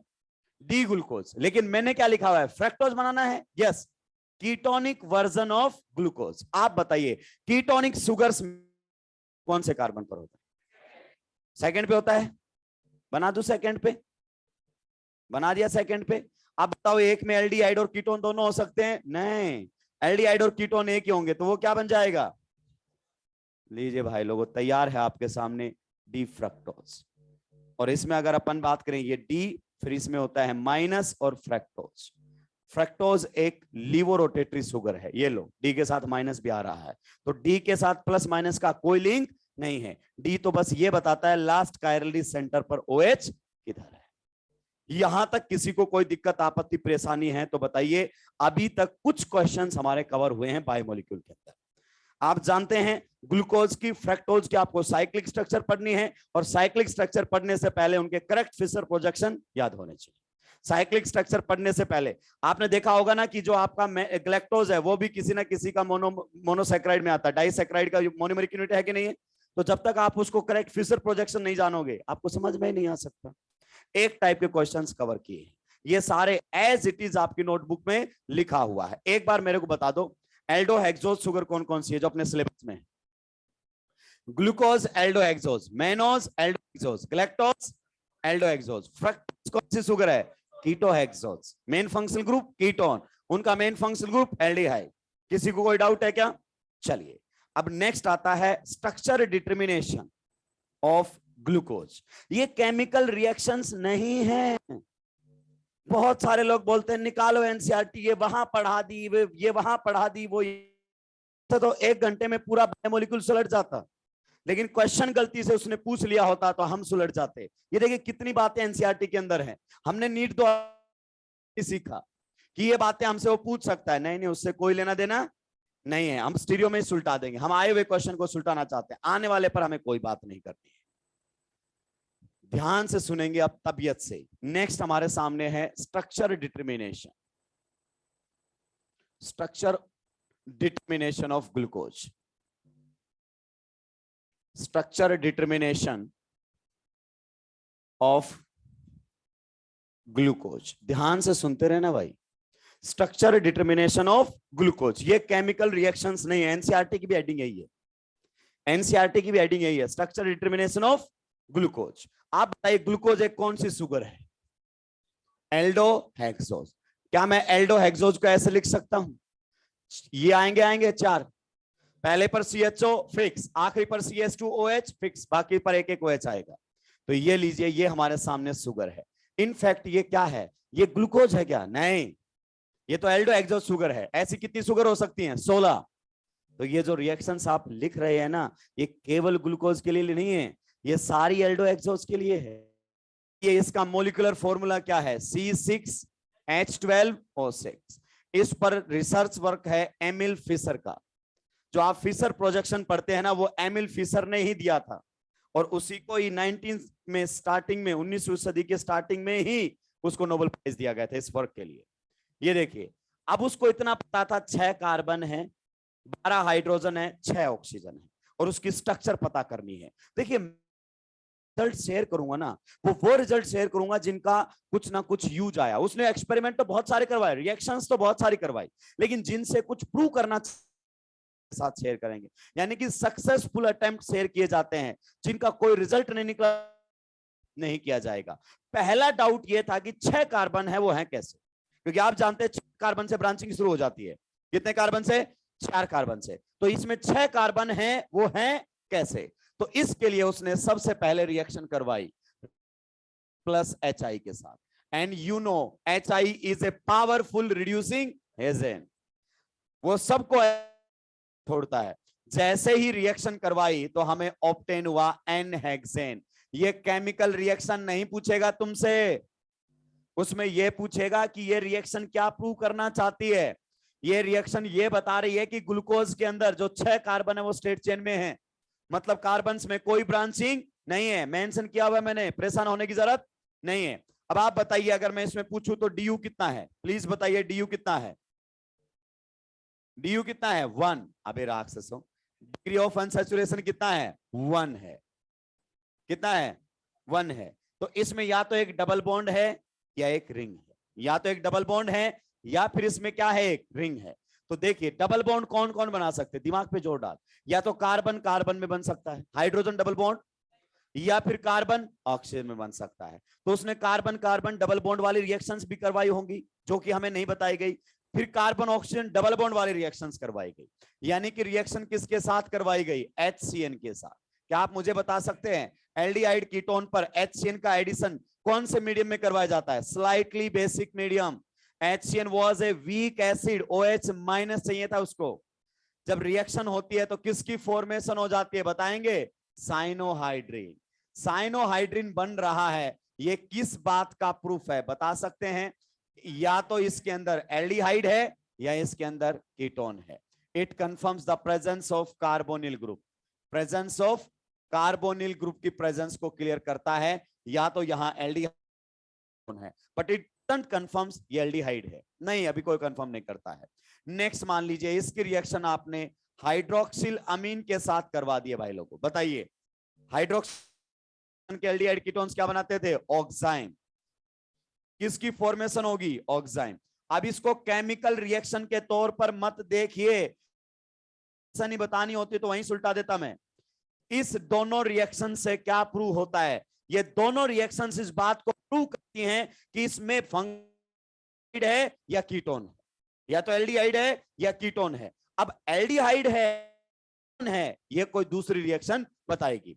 हमने ऑक्सीडेशन पढ़ा था, अगर आपको याद हो aldehydes and ketones can be distinguished using Tollens, Fehling and Benedict. आप बताइए फेलिंग और बेनेडिक्ट की मदद से पहचान सकेंगे कि इसमें मेन फंक्शनल ग्रुप एल्डिहाइड है या कीटोन है? पहचान देंगे क्या हम? टॉलेंस, फेलिंग, बेनेडिक्ट से कंफर्म कर देंगे कि इसमें मेन फंक्शनल ग्रुप एल्डिहाइड है, कीटोन नहीं है? कभी नहीं कर सकते। जरा दिमाग पे जोर डाल। एल्डोज सॉरी कीटोज शुगर बता, दुनिया की कीटोज शुगर को कैसे लिखेगा अगर वो मोनोसैकेराइड है? कैसे लिखेगा? अबे C6 नहीं, जनरल फॉर्मूला राक्षस। क्या जनरल फॉर्मूला यही होगा? कीटोज शुगर यही होती हैं। मेन फंक्शनल ग्रुप से नेक्स्ट कार्बन अल्फा, और गौर से देखिए ये अल्फा हाइड्रोक्सी कीटोन है, और alpha hydroxy ketones Tollens, Fehling, Benedict तीनों टेस्ट देती हैं। सो यूजिंग टॉलेंस, फेलिंग और बेनेडिक्ट आप ये नहीं एल्डोज है या फिर कीटोज शुगर है, कोई दूसरा रिएक्शन करवाना पड़ेगा। और दूसरा रिएक्शन करवाया गया ब्रोमीन वाटर के साथ। याद कीजिए ऑक्सीडेशन में लिख दिया था मैंने इसको, ब्रोमीन वाटर केवल एल्डिहाइड को ऑक्सीडाइज करता है, ना कीटोन को ऑक्सीडाइज करता है, ना किसी भी टाइप के अल्कोहल को ऑक्सीडाइज करता है। इट ऑक्सीडाइजेस ओनली एल्डिहाइड, और क्या बना देता है? Carboxylic acid. ये देखिए ये वाली जो रिएक्शन है, this reactions confirms the presence of aldehydic group. ये पूछेगा आपसे कि बताइए ग्लूकोज में और फ्रक्टोज में कैसे डिफरेंशिएट करोगे? Bromine water will differentiate. Bromine का कलर कैसा होता है? रेडिश ब्राउन, और ड्यूरिंग दिस रिएक्शन ये कलरलेस हो जाता है। इसका मतलब इसके अंदर एल्डिहाइड ग्रुप था जिसको Br2 ने क्या कर दिया? ऑक्सीडाइज कर दिया। लिखा हुआ है रिएक्शन के साथ, आसान होने की जरूरत नहीं, मैंने क्लियरली मेंशन किया है। नेक्स्ट, अब आपके सामने कुछ बातें प्रूव हो गई हैं, ध्यान से सुनना। अभी तक क्या बातें प्रूव हो चुकी हैं? इसमें CO ग्रुप है, यस CO ग्रुप है, तो वो कौन सा है? एल्डिहाइड है। कितने ऑक्सीजन है टोटल इसमें बताओ? कितने ऑक्सीजन है? 6। उसमें से एक ऑक्सीजन क्लियर हो गया, किसमें होगा? Carbon oxygen double bond. इन रिएक्शंस ने यही तो बताया कार्बन ऑक्सीजन में डबल बॉन्ड है, और यहां से पता चला 6 कार्बन किसमें है? स्ट्रेट चेन में। तो एल्डिहाइड है, तो एल्डिहाइड कौन से कार्बन पर आएगा? नंबर 1 पर आएगा, क्योंकि वो नंबर 2 पर आ नहीं सकता, और नंबर 1 पर कीटोन नहीं आ सकता है। तो अब हमारे सामने जो डाउट बचा है कि इसमें और कितने ऑक्सीजन है? 5। वो कैसे है? अगर 6 कार्बन स्ट्रेट चेन में है तो जाहिर सी बात है कि एक एक OH रहा होगा बाकी सभी कार्बन के ऊपर। एक कार्बन पर 2 OH तो वैसे भी नहीं आते, क्या बन जाएगा? CO। अब उसको यही प्रूव करना है कि इस के अंदर 5 OH है। देखो ये एक OH ये रहा और 4 OH ये रहे। इसके लिए वो रिएक्शन करवाता है एसिटिक एनहाइड्राइड के साथ। ध्यान से सुनते रहना भाई, रिएक्शन किसके साथ करवाई जाएगी? एसिटिक एनहाइड्राइड के साथ, या 5 मोल ऑफ एसिड क्लोराइड। चलिए मैं आपको थोड़ा सा याद दिला देता हूं। अगर आप अल्कोहल की रिएक्शन हाइड्राइड के साथ या फिर एसिड क्लोराइड के साथ करवाते हैं तो यहां SnAe, अगर तुम्हें याद हो ये अपने लोन पेयर से करेगा अटैक, बॉन्ड टूटेगा खटैक, और ये पूरा लिविंग ग्रुप बाहर निकल जाएगा। अल्कोहल का 1 मोल एसिड के 1 मोल के साथ रिएक्शन करके क्या बना देता है? ईस्टर। किसकी फॉर्मेशन करता है, यहां पर हमारे साथ की फॉर्मेशन हो जाती है और साथ में बन जाता है एसिटिक एसिड। अब मुद्दे की बात क्या है समझो, एसिटिक एनहाइड्राइड का कितना मोल, 1 मोल, अल्कोहल का कितना मोल, 1 मोल, आपस में रिएक्शन करके ईस्टर और एसिड बनाते हैं, दोनों के कितने मोल लगते हैं, 1। अगर मैं ग्लूकोज के साथ रिएक्शन करवाऊं और एसिटिक एनहाइड्राइड के 5, ये क्या कंफर्म करता है, उसमें कितने OH हैं, 5, क्योंकि एक OH के लिए एसिटिक एनहाइड्राइड का कितना मोल चाहिए, 1। तो ये भी एनसीईआरटी लिखा है कि this confirms the presence of 5OH group. बेटा यही क्वेश्चन पूछेगा, कभी तुम सोच रहे हो ये केमिकल रिएक्शन है, नहीं, ये स्ट्रक्चर को डिटरमाइन करने के लिए किए गए क्या है, टेस्ट, रिएक्शन के बाद कि ये रिएक्शन कंफर्म करती है इसके अंदर कितने OH हैं, 5। अब ध्यान से सुनना, आपने बोला 6 कार्बन किसमें है, समझिए ध्यान से, पहले कार्बन क्या बोला, 6 कार्बन किसमें है, स्ट्रेट चेन में, दूसरे में आपने बोला कार्बन ऑक्सीजन में क्या है, डबल बॉन्ड, फिर आपने बोला वो डबल बॉन्ड एल्डिहाइड वाला है, तो एल्डिहाइड हमेशा कहां पर आता है, टर्मिनल पर आता है।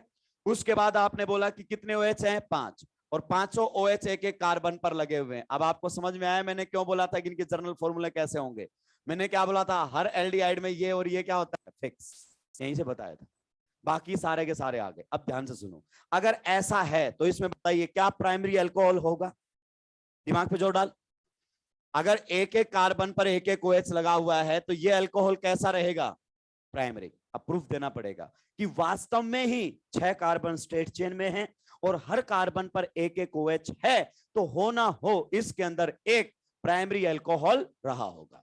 इस बात को प्रूव करने के लिए वो रिएक्शन करवाता है किसके साथ, HNO3 के साथ। जरा दिमाग पर जोर डालिए, और मैं जब ऑक्सीडेशन पढ़ा रहा था, बताइए मैंने आपको बताया था HNO3 2 को ऑक्सीडाइज करता है, प्राइमरी अल्कोहल एंड एल्डिहाइड, किस में ऑक्सीडाइज कर देता है, एसिड के अंदर। तो बताइए एल्डिहाइड का भी क्या बना देगा, एसिड, और प्राइमरी अल्कोहल एसिड। क्या ये रिएक्शन कंफर्म कर सकती है कि इसके अंदर प्राइमरी अल्कोहल है, नो, ये रिएक्शन कंफर्म नहीं कर सकती, क्योंकि आप कैसे पता लगाते हो HNO3 कंज्यूम हुआ है, यस, HNO3 दो वजह से कंज्यूम हो सकता है, कैसे, क्योंकि HNO3 एल्डिहाइड को भी ऑक्सीडाइज करता है, क्या पता प्राइमरी अल्कोहल की वजह से HNO3 कंज्यूम हो गया हो, इसका मतलब हम 100% कंफर्म नहीं है कि इसमें प्राइमरी अल्कोहल है ही, तो फिर कंफर्म कैसे होंगे, क्योंकि प्राइमरी अल्कोहल के साथ साथ वो एल्डिहाइड को भी ऑक्सीडाइज करता है।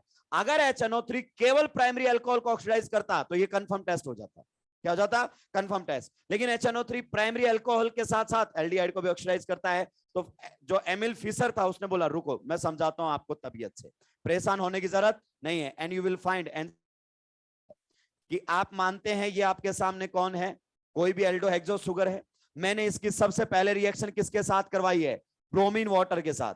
आप बताइए ब्रोमीन वाटर केवल किसको ऑक्सीडाइज करेगा, एल्डिहाइड, किस में कन्वर्ट कर देगा, एसिड। क्या प्राइमरी अल्कोहल ऑक्सीडाइज होगा, नहीं होगा, प्राइमरी अल्कोहल का ऑक्सीडेशन होने वाला ही नहीं है, ये हमारे सामने आ गया है, यस। अब बोलता है अगर एल्डिहाइड है तो वो पहले ऑक्सीडाइज हो चुका होगा, जी हाँ, और अब अगर मैं इसमें HNO3 डाल दूं, क्या डाल दूं, HNO3, और HNO3 इसको ऑक्सीडाइज कर दे तो कंफर्म है प्राइमरी अल्कोहल है। तो बेटा यहां से यहां आना ये कंफर्म करता है presence of primary alcohol. NCERT गौर से देख ऐसा लिखा है, लिखता कुछ नहीं है, बस रिएक्शन से लिखता है कि तू जाने तेरा काम जाने, मैं तो बस लिख रहा हूं।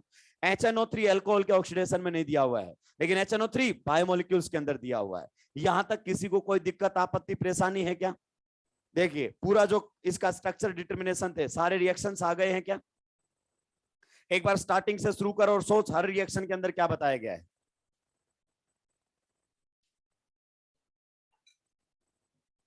हर एक रिएक्शन क्या क्या बता रही है, पहली रेड PHI क्या बताती है, 6 कार्बन आर इन स्टेट, दोनों रिएक्शंस क्या बताती हैं, प्रेजेंस ऑफ कार्बोनिल ग्रुप, क्या बताती है, एल्डिहाइड, क्या बताता है, 5OH, क्या बताता है, यहां से यहां ना क्या बताता है, प्राइमरी अल्कोहल।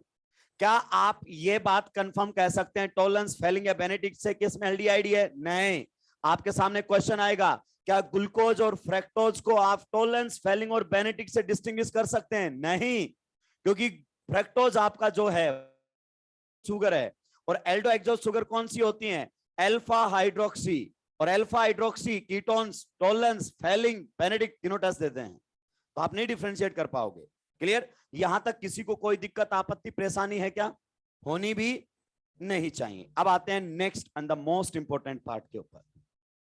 देखिए वो बेचारे ये सारे रिएक्शंस करवा रहा था, खुशियां मना रहा था, बहुत बढ़िया लग रहा था, जो जो बता रहा था सब समझा पा रहा था, लेकिन फिर कुछ ऐसे रिएक्शंस निकल कर आई जो ग्लूकोज ने देना बंद कर दिया और उसका माथा टेढ़ा हो गया कि जो रिएक्शन एल्डिहाइड कीटोन्स देते थे ये ग्लूकोज देने से मना क्यों कर गया है, मना क्यों कर गया है। चलिए समझते हैं कौन सी वो रिएक्शंस हैं जो ग्लूकोज नहीं देता है, कौन सी वो रिएक्शंस हैं जो ग्लूकोज नहीं देता है। मेरी बात को ध्यान से सुनना।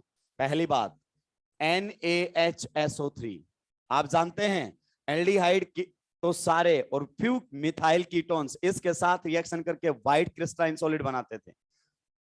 ऑब्जर्वेशन आती थी, यस, नो रिएक्शन। ये खोपड़ा खराब कर दिया उसका कि अगर एल्डिहाइड है तो फिर रिएक्शन क्यों नहीं कर रहा। आपको अगर याद हो तो इस रिएक्शन के लिए कोई कैटालिस्ट लिया था हमने? याद करो, याद करो। एल्डिहाइड कीटोन की रिएक्शन जब आपने HCN के साथ करवाया, basic medium OH- was catalyst, water के साथ करवाया था H+ कैटालिस्ट था, अल्कोहल के साथ करवाया था H+ कैटालिस्ट था, और अमोनिया और उसके कैटालिस्ट था pH 4.5 से 6। इसमें कोई कैटालिस्ट था क्या? क्या बोला था? प्लस और माइनस। एनायन वाला न्यूक्लियोफाइल है, इसको कैटालिस्ट की जरूरत नहीं पड़ती। और अगर अपन बात करें, मैंने बोला था सिप्स रिएजेंट कंफर्म करता है कि एल्डिहाइड होगा, क्योंकि सिप्स रिएजेंट का मीडियम बेसिक नहीं होता है और ये सिप्स रिएजेंट के साथ भी रिएक्शन नहीं करता है। ऑक्सीडेशन में बहुत सारे बच्चों ने पूछा कि सर कहां लिखा है, हमने पूरी एनसीईआरटी पढ़ ली, एल्डिहाइड कीटोन में तो सिप्स रिएजेंट का नाम ही नहीं है बेटा, बायोमोलिक्यूल में है।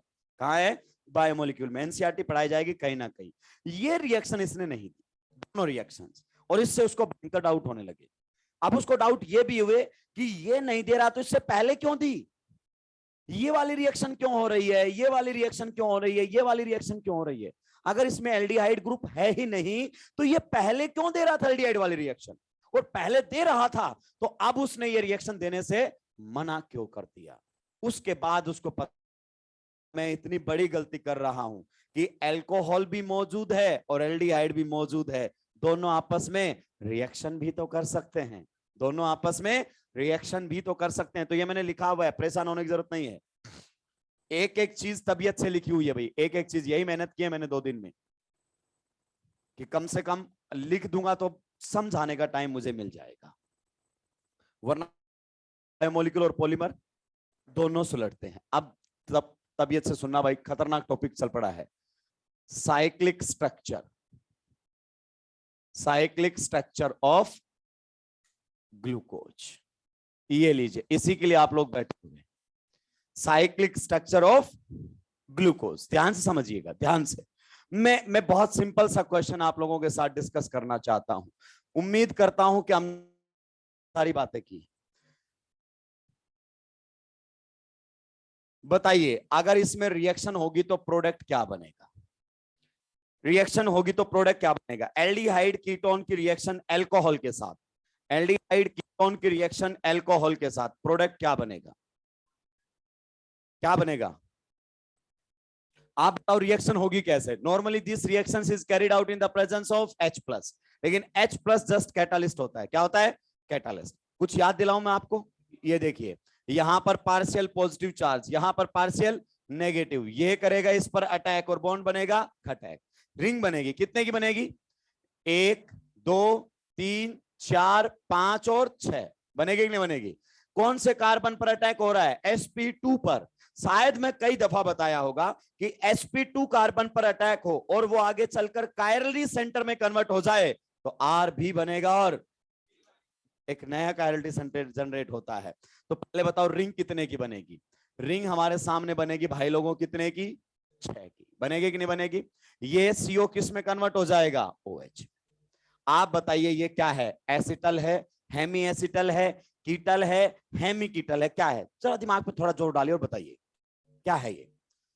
1 mole of monohydric alcohol reacts with aldehyde, 1 mole react करता है तो क्या बनता है?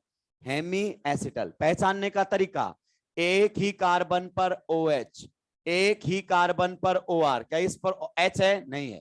OH OR हेमी है, कंफर्म है। क्या है? हेमी। अगर उसी कार्बन पर H है, क्या अभी कितने बॉन्ड बने? 3। यस। अगर H भी है तो ये क्या रहेगा? Hemi acetal. क्या आप इसको पहचान सकते हैं हेमी एसिटल है? जी हाँ। RS भी बनेगा। यहां तक किसी को कोई दिक्कत आपत्ति परेशानी है क्या? होनी भी।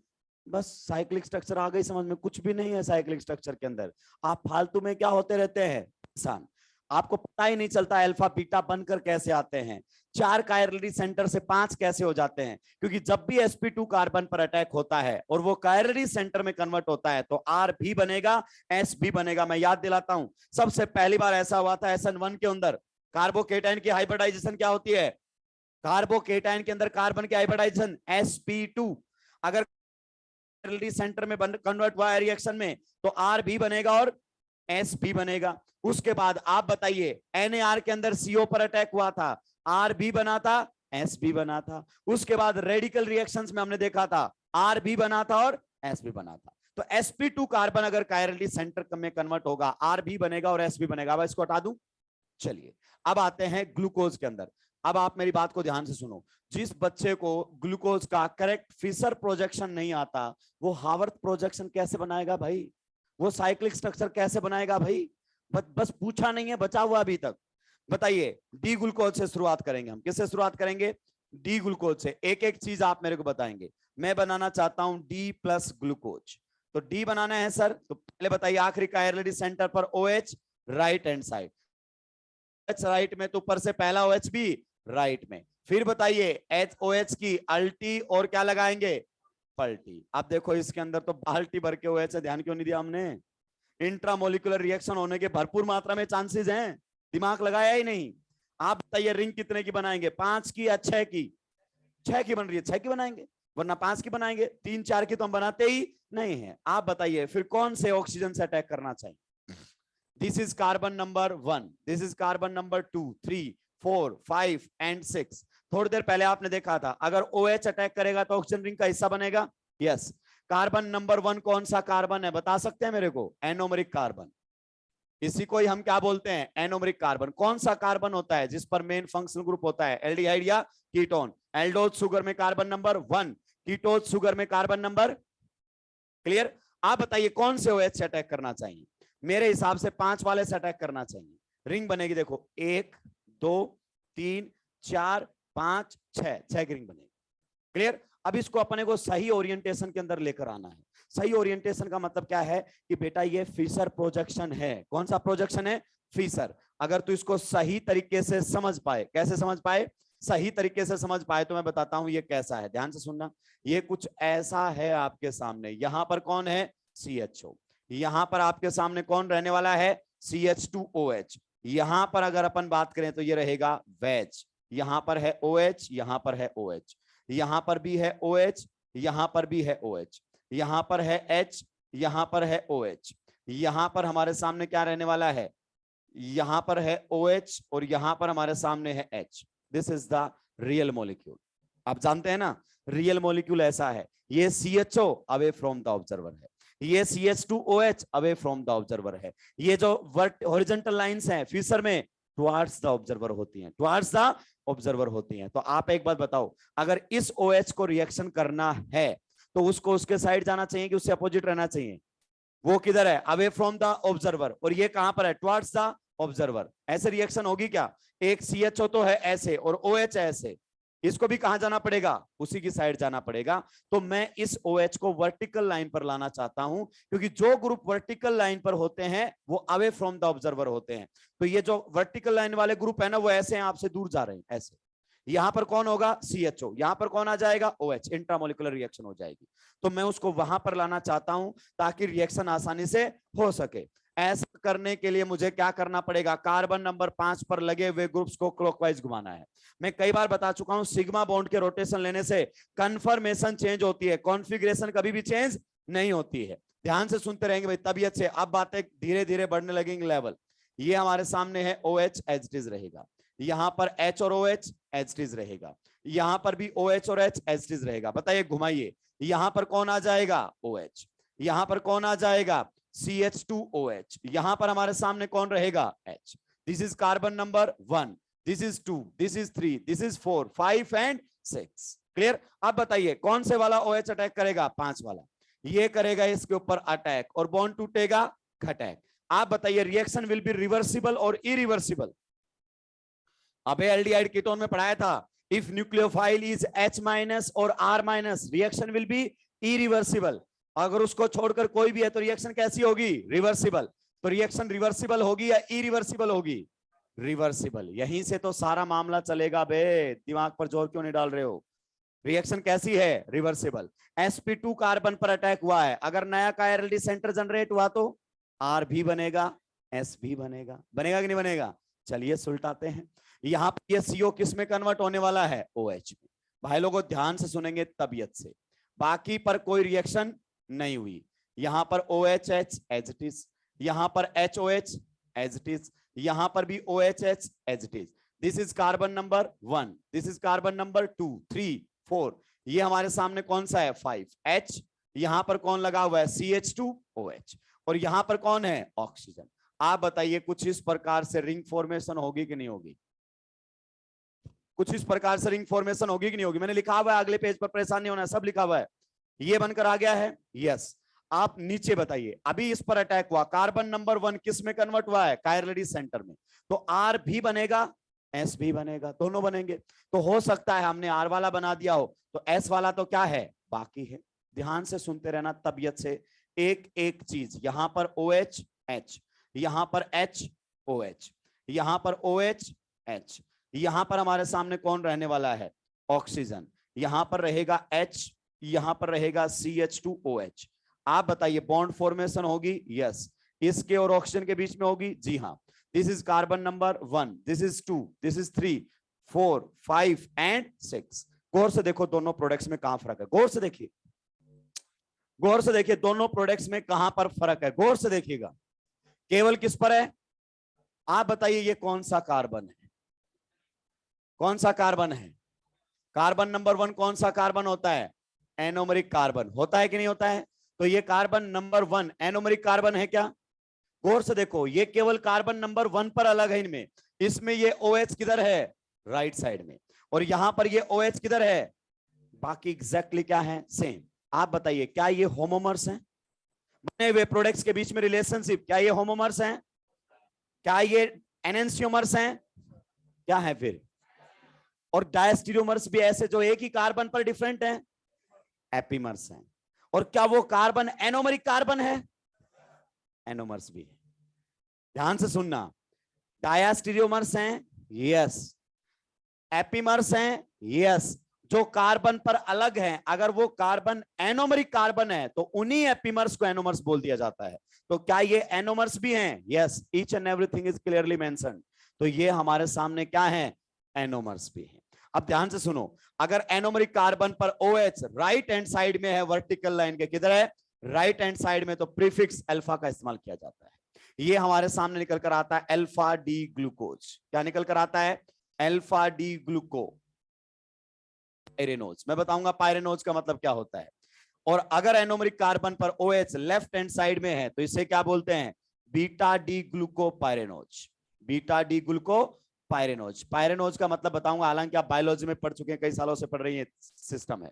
अब देखो टोटल सुनना, अल्फा डी ग्लूकोज होता है ना, वो टोटल का होता है हमारे सामने 36% इक्विलिब्रियम के अंदर।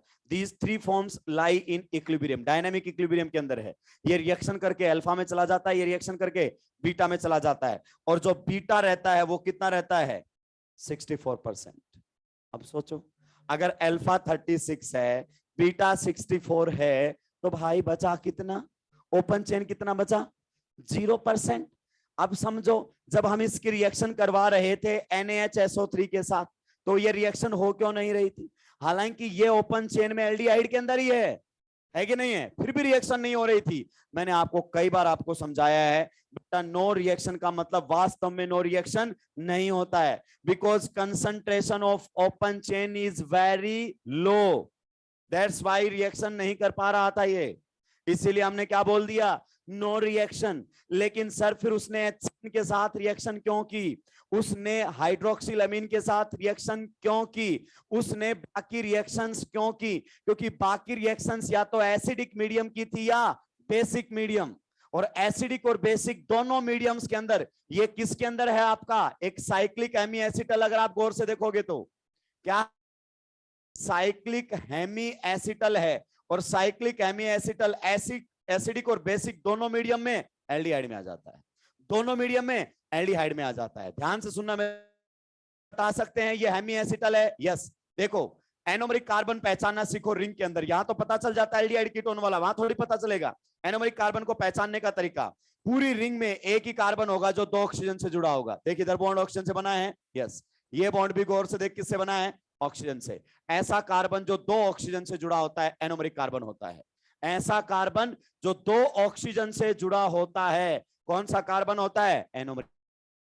आप बताइए ये क्या है, एक ही कार्बन पर OH और एक ही कार्बन पर OR, हेमी है। उसी कार्बन पर H भी है क्या, यस, हेमी एसिटल है। तो ग्लूकोज अपने साइक्लिक फॉर्म में कैसे एग्जिस्ट करता है, हेमी एसिटल। अगर आपसे पूछे ना कि ग्लूकोज इस रिएक्शन को क्यों नहीं देता है, ध्यान से सुनना, ग्लूकोज इस रिएक्शन को क्यों नहीं देता है, तो आंसर एक ही देना, because glucose exist as hemi acetal. खत्म। बोलेगा ग्लूकोज ये रिएक्शन क्यों नहीं दे रहा, आंसर होगा because glucose exist as hemi acetal in its cycle. जब भी क्वेश्चन पूछे, आपसे पूछेगा बताइए इसके साथ रिएक्शन क्यों नहीं की, बिकॉज हेमी एसिटल है। आपसे पूछेगा सिप्स रिएजेंट के साथ रिएक्शन क्यों नहीं की, बिकॉज हेमी एसिटल है। सारे सवालों का जवाब यही आएगा, क्योंकि साइक्लिक फॉर्म में हेमी एसिटल की फॉर्म में एग्जिस्ट करता है। अब इसके बाद एक आती है हावर्थ प्रोजेक्शन। क्या आती है, हावर्थ प्रोजेक्शन। और भाई साहब भयंकर रायता फैलाता है वो। आपने ये भी देखा होगा कि ये सही नहीं है, इतनी बड़ी रिंग कौन बनाता है, ये फिशर का काम था। किसका काम था, फिशर का। तो फिर हावर्थ प्रोजेक्शन में क्या बताया जाता है कि भाई बढ़िया सी 6 मेंबर रिंग बनाओ, ये क्या कचरा फैला दिया है तुमने। ध्यान से सुनना, अब 6 मेंबर रिंग बनाऊंगा, हावर्थ प्रोजेक्शन में पहचानना सिखाऊंगा। गौर से देख, रिंग है 6 की, तबीयत से सुनना भाई, इंपॉर्टेंट बात है। रिंग कितने की है, 6 की, 6 की रिंग है, यस। क्या 6 मेंबर्ड रिंग के अंदर ऑक्सीजन है, यस, 1 2 3 4 5 6 है कि नहीं है। अब इस फिशर प्रोजेक्शन को आप या तो बेटा राइट में गिरा सकते हैं, या इस फिशर प्रोजेक्शन को लेफ्ट में गिरा सकते हैं हावर्थ प्रोजेक्शन बनाने की। अगर इस फिशर प्रोजेक्शन को राइट में गिराओगे तो ये ऑक्सीजन आपको टॉप में राइट साइड मिलेगी। वापिस सुनना, क्या रिंग के बीच में ऑक्सीजन है, yes. If this Fischer projection को आप ऐसे गिराओगे तो ये वाली ऑक्सीजन टॉप में राइट साइड मिलेगी, और इसी फिशर प्रोजेक्शन को इधर गिराओगे तो यही ऑक्सीजन टॉप में लेफ्ट साइड मिलेगी। आगे बात समझ में, ये देखिए, ये से जुड़ा हुआ है वो कार्बन कौन सा है, कार्बन नंबर 1। तो एनोमरिक कार्बन को पहचानने का तरीका या इधर वाला होगा, ये ऑक्सीजन जिस कार्बन से जुड़ेगा वो एनोमरिक कार्बन होगा। तो यहां पर ये रहेगा एनोमरिक कार्बन 1, ये रहेगा 2, ये रहेगा 3, ये रहेगा 4, ये रहेगा 5। रिंग को गौर से देखिए, कार्बन नंबर 1 2 3 4 5, और फिर कौन आ गया है, ऑक्सीजन। क्लियर। देखिए यहां पर मैं इसको इस प्रकार से लिख रहा हूं, एक एक चीज को तबीयत से समझना, क्योंकि जेई एडवांस में एक बार क्वेश्चन आया था, पानी पानी करके चले गए थे लोगों को, क्योंकि यहां पर अल्फा बीटा को लोग अपने ही तरीके से पहचानते हैं। एनसीईआरटी ने तो सारी बात की है। अब बताओ अगर मैं इसको राइट में गिराऊंगा तो जो ग्रुप्स राइट में है वो किधर जाएंगे, नीचे। नंबर 1 पर OH किधर जाएगा, पक्का। नंबर 2 का OH किधर जाएगा, H कहां जाएगा, ऊपर। नंबर 3 में H कहां जाएगा, नीचे।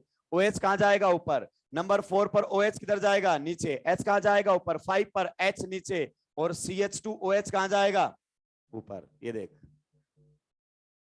यही से बनकर आया है। हम एक में जाके फंस जाते, कहां जाकर हम पानी पानी हो जाते हैं। किसका क्या करें, अबे पहले से ही सही तरीके से चलेंगे, परेशान होने की जरूरत ही।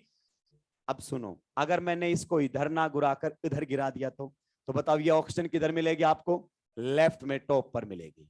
मिलेगी क्या, अभी सुनता जा। अल्फा बीटा में ऐसा ऐसा सुलटाता है ना लोगों को। जेई में एक बार क्वेश्चन पूछा, टीचर्स को समझ में नहीं आया, यही उसने अल्फा बीटा डी ग्लूकोज पूछा था इसमें हावर्थ प्रोजेक्शन के अंदर। क्योंकि पता है अल्फा कैसे बताते हैं, एनोमरिक कार्बन पर OH नीचे, अल्फा, OH ऊपर, बीटा, कद्दू है वो। कुछ भी नहीं लेना देना उसका रियलिटी से। अभी देखना आपके सामने, अगर मैंने इसको इधर गिराया तो बताइए नंबर 1 पर, नंबर 1 हमारे सामने कौन सा रहने वाला है, ये बताइए। OH किधर जाएगा, ऊपर। H कहां जाएगा, नंबर 2 पर बताइए। H नीचे, OH नंबर 3 पर, OH नीचे, H नंबर 4 OH ऊपर, नंबर 5 पर H ऊपर, और CH2OH। ये बनकर आया कि नहीं बनकर आया? तो ऐसा मत सोचना कि एनसीईआरटी ने जो बनाया हुआ है बेटा, उसने सुक्रोज के अंदर बना रखा है फ्रक्टोज को बहुत बढ़िया तरीके से। अब बात करते हैं अल्फा और बीटा की। सबसे पहले एनोमेरिक कार्बन पहचानना सिखाता हूं। देखो इसमें यही एक कार्बन है जिसके 2 बॉन्ड ऑक्सीजन से बने हुए, गौर से देखो। या तो इधर से ये मिलेगा या इधर से ये मिलेगा, ऑक्सीजन के आजू बाजू मिलेगा, ऑक्सीजन के आजू बाजू मिलेगा, या तो ये मिलेगा या वो मिलेगा। पहचानना कैसे है, या तो इधर या उधर। देखो एक कार्बन के बॉन्ड ऑक्सीजन से बने हुए, कितने बने हुए, 2। इधर देख, इधर बने हुए हैं क्या, नहीं। इस कार्बन का मात्र एक ही बॉन्ड ऑक्सीजन से, ये एनोमेरिक कार्बन नहीं हो सकता, ये एनोमेरिक कार्बन है। अगर एनोमेरिक कार्बन पर, दैट इज कार्बन नंबर 1 पर तो देखा जाता है OH, कार्बन नंबर 5 पर किसको देखा जाता है, CH2OH को। एनोमेरिक कार्बन पर OH को, और कार्बन नंबर 5 पर जो रिंग में है CH2OH को, अगर वो ट्रांस में है, एक मिनट सर, ट्रांस कैसे, ये कैसा है डाउन, और वो कैसा है ट्रांस में है, तो फिर ये हमारे सामने अल्फा रहेगा। क्या रहेगा, अल्फा। ऐसे डिसाइड होते हैं अल्फा बीटा। तो ये हमारे सामने है अल्फा डी। अल्फा डी क्या बोलेंगे इसको, ग्लूको पायरेनोज। क्या बोलेंगे, ग्लूको पायरेनोज। देखिए ये मॉलिक्यूल होता है, यहीं से नाम चुराया गया है, पायरेन होता है। ये क्या होता है, 6 मेंबर रिंग, और बीच में क्या जाती है, ऑक्सीजन। तो ऐसी सुगर्स जो 6 मेंबर रिंग की फॉर्म में एग्जिस्ट करते हैं उनको पायरेनोज बोलते हैं। तो ये हो गया ग्लूको पायरेनोज, मतलब ग्लूकोज है, कितने की रिंग में है, 6 की रिंग में है। अब बताओ इधर से एनोमेरिक कार्बन पहचानो, या तो एनोमेरिक कार्बन ये होगा या एनोमेरिक कार्बन ये होगा। इस कार्बन पर ऑक्सीजन से बॉन्ड, ऑक्सीजन से बॉन्ड, दोनों साइड ऑक्सीजन से है, यस। बताइए OH किधर है, आप नंबर 5 पर देखिए, 1 ये रहेगा, 2 ये रहेगा, 3 ये रहेगा, 4 रहेगा, 6 ये कहां पर है, नीचे। अप डाउन, ये अल्फा है। ये दोनों होमोमर्स है, ये दोनों क्या है, होमोमर्स। जो बच्चा ये देखता है ना कि OH नीचे तो अल्फा, OH ऊपर तो बीटा, गया वो तो काम से। उसको पता ही नहीं है कि डिसाइड कैसे किया जाता है। जरा नीचे वाले के बारे में बताना। नीचे वाले को पहले राइट में गिरा दे, ये लो, नीचे वाले गिरा दें। अगर राइट में अगर अपन ने गिरा दिया है तो ये देखिए कार्बन पर HOH की पोजीशन बताना। कैसा भी क्वेश्चन पूछ ले आपको कंफ्यूज नहीं करने दूंगा। Carbon number 1, this is carbon number 2 and 5। बताइए राइट में गिराएंगे तो H कहां जाएगा, नीचे। OH कहां जाएगा, ऊपर। OH नीचे, सॉरी ऊपर। OH कहां जाएगा इसमें, नीचे। OH नीचे, H ऊपर, H और CH2OH सब भूल जाओ। बताओ ये अल्फा या बीटा है। एनोमेरिक कार्बन पर किसको देखना है, कार्बन नंबर 1 पर OH को, और कार्बन नंबर 5 पर CH2OH। सेम साइड है कि अपोजिट साइड हैं तो बीटा होता है। तो ये हमारे सामने D प्लस ग्लूकोपायरेनोज, ग्लूकोपायरेनोज। बताइए कौन सी बड़ी बात है, दो दो कौड़ी की बातें हैं। बता एनसीईआरटी ने केवल ये 2 बनाए हैं, इसलिए मास्टर जुगाड़ ले चाल लेता है कि नीचे तो अल्फा, ऊपर तो बीटा। बर्ड्स कहां उड़ते हैं, ऊपर, तो बीटा से ऊपर। अबे इससे बढ़िया तो याद करने को बोल दे, क्यों फंसा रहा है बच्चे को। और फिर ये भी बोलते हैं कि कहां है ड्रॉबैक। अबे कहां है ड्रॉबैक, मतलब है ही नहीं ड्रॉबैक। तूने दिल्ली नहीं देखी मतलब दिल्ली नहीं है क्या। अबे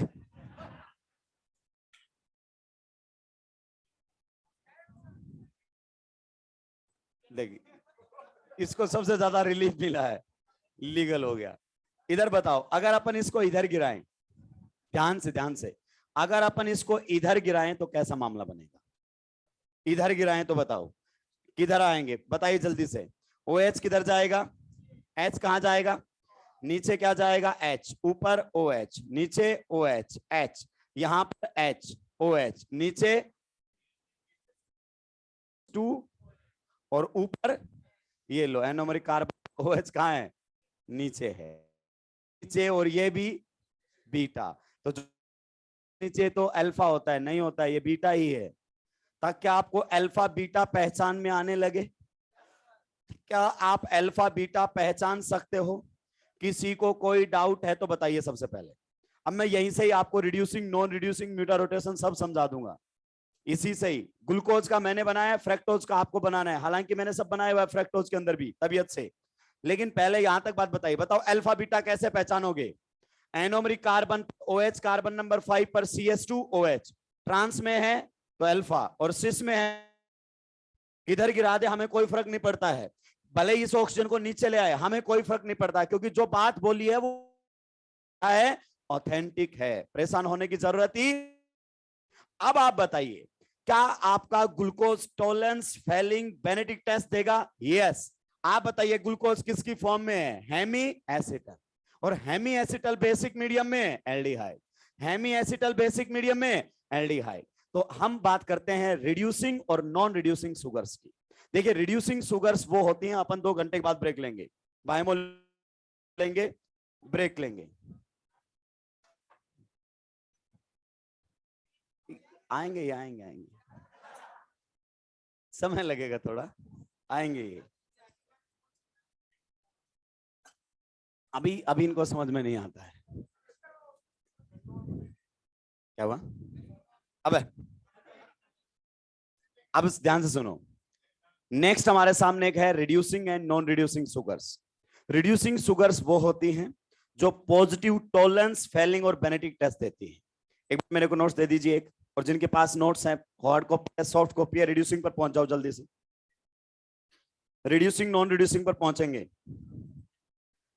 आखिरी में दिया हुआ है रिड्यूसिंग नॉन रिड्यूसिंग, पहुंचे क्या?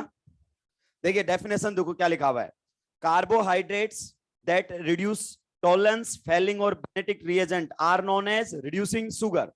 टॉलरेंस फेलिंग बेनेटिक में क्या होता है? खुद का रिडक्शन और दूसरों का ऑक्सीडेशन, इसीलिए तो ऑक्सीडाइजिंग एजेंट बोलते हैं।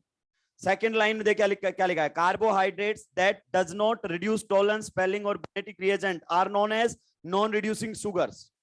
अगर कोई ऐसी शुगर है जो टॉलरेंस फेलिंग और बेनेटिक टेस्ट नहीं देता है तो उसे क्या बोलेंगे? Non reducing. टॉलरेंस फेलिंग बेनेटिक सब पढ़ चुके अपन, रिड्यूसिंग शुगर नहीं मिल रहा। आखिरी में चलो पेज नंबर 15। अबे देखो नेक्स्ट, देखो नेक्स्ट अगली लाइन पे स्टार लगाकर लिखा है all monosaccharides are reducing sugars.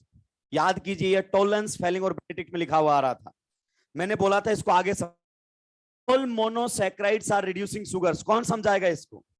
आप बताइए मोनोसैकेराइड कितने टाइप के होते हैं? मोनोसैकेराइड दो, या तो एल्डोज या एल्डोज तो देंगे ही देंगे क्योंकि मेन फंक्शनल ग्रुप कौन है, लेकिन कीटोज भी देंगे। क्यों? अल्फा हाइड्रोक्सी कीटोन है। कौन से हैं? अल्फा हाइड्रोक्सी कीटोन है। काहे परेशान हो रहे हो? तो सारे monosaccharides tolerance Fehling Benedict test देंगे क्या? यस। चाहे वो जो फर्क नहीं पड़ता, देखो ब्रैकेट में लिखा है आइदर इट इज एल्डोज और कीटोज, बहुत बढ़िया तरीके से लिखा है मैंने, नीचे समझाया है। देखो एल्डिहाइड में एल्डिहाइड फंक्शनल ग्रुप है, कीटोज में क्या लिखा हुआ है? Alpha hydroxy. परेशान नहीं होना है। नीचे फिर लिखा है ketoses are alpha hydroxy ketones hence they give Tollens Fehling and Benedict test. Next line देखिए, if a sugar contains free hemi acetal और hemi it will be reducing.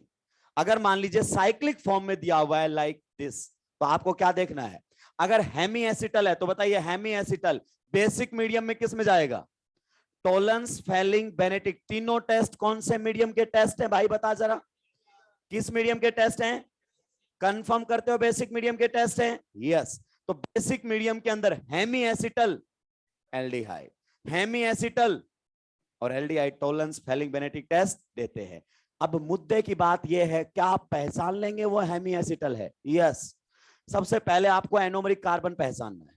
अगर एनोमरिक एच है ना तो कंफर्म है या तो वो हेमी एसिटल होगा या हेमी कीटल। ये देखो OH है, यस, OR है, यस, तो ये हेमी है। अगर H है तो हेमी एसिटल, और H नहीं है तो हेमी कीटल। दूसरी लाइन देखो क्या लिखा हुआ है, if a sugar contains free hemi acetal और hemi ketal groups then it will be reducing. Sir hemi acetal तो समझ में आता है, हेमी एसिटल बेसिक मीडियम में किस में जाएगा? एल्डिहाइड। और हेमी कीटल किस में जाएगा? कीटोन। लेकिन कीटोन्स तो टॉलरेंस फेलिंग बेनेटिक टेस्ट देते नहीं है। कौन से कीटोन? Alpha hydroxy ketone. तो यानी कि ध्यान से सुनो ट्रिक, अगर एनोमरिक कार्बन पर OH है या तो वो हेमी एसिटल होगा या हेमी कीटल, और हेमी एसिटल होगा तो हेमी कीटल होगा तो अल्फा हाइड्रोक्सी कीटोन बनेगा। वो कैसे होंगे? रिड्यूसिंग। देखो मैंने लिखा भी हुआ है यही बातें कि एनोमरिक कार्बन पर अगर OH दिखाई दे जाए it means that sugar will be reducing sugar. अब आप बताओ, आपसे एक क्वेश्चन पूछा जाएगा, विच of the following is a reducing sugar, कैसे पहचानोगे? अगर ओपन चेन दिया है तो एल्डिहाइड होगा, रिड्यूसिंग होगा, अल्फा हाइड्रोक्सी कीटोन होगा, रिड्यूसिंग होगा। लेकिन साइक्लिक दिया है तो एनोमरिक कार्बन पहचानना। क्या पहचानना? पर अगर OH है ना तो कंफर्म रिड्यूसिंग होगी, खत्म हो गई कहानी। OH होना चाहिए एक, क्योंकि एनोमरिक कार्बन OH है तो या तो वो हेमी एसिटल है, और hemi acetal hemi ketals Tollens Fehling Benedict test देंगे। कौन से हेमी कीटल्स? शुगर्स वाले।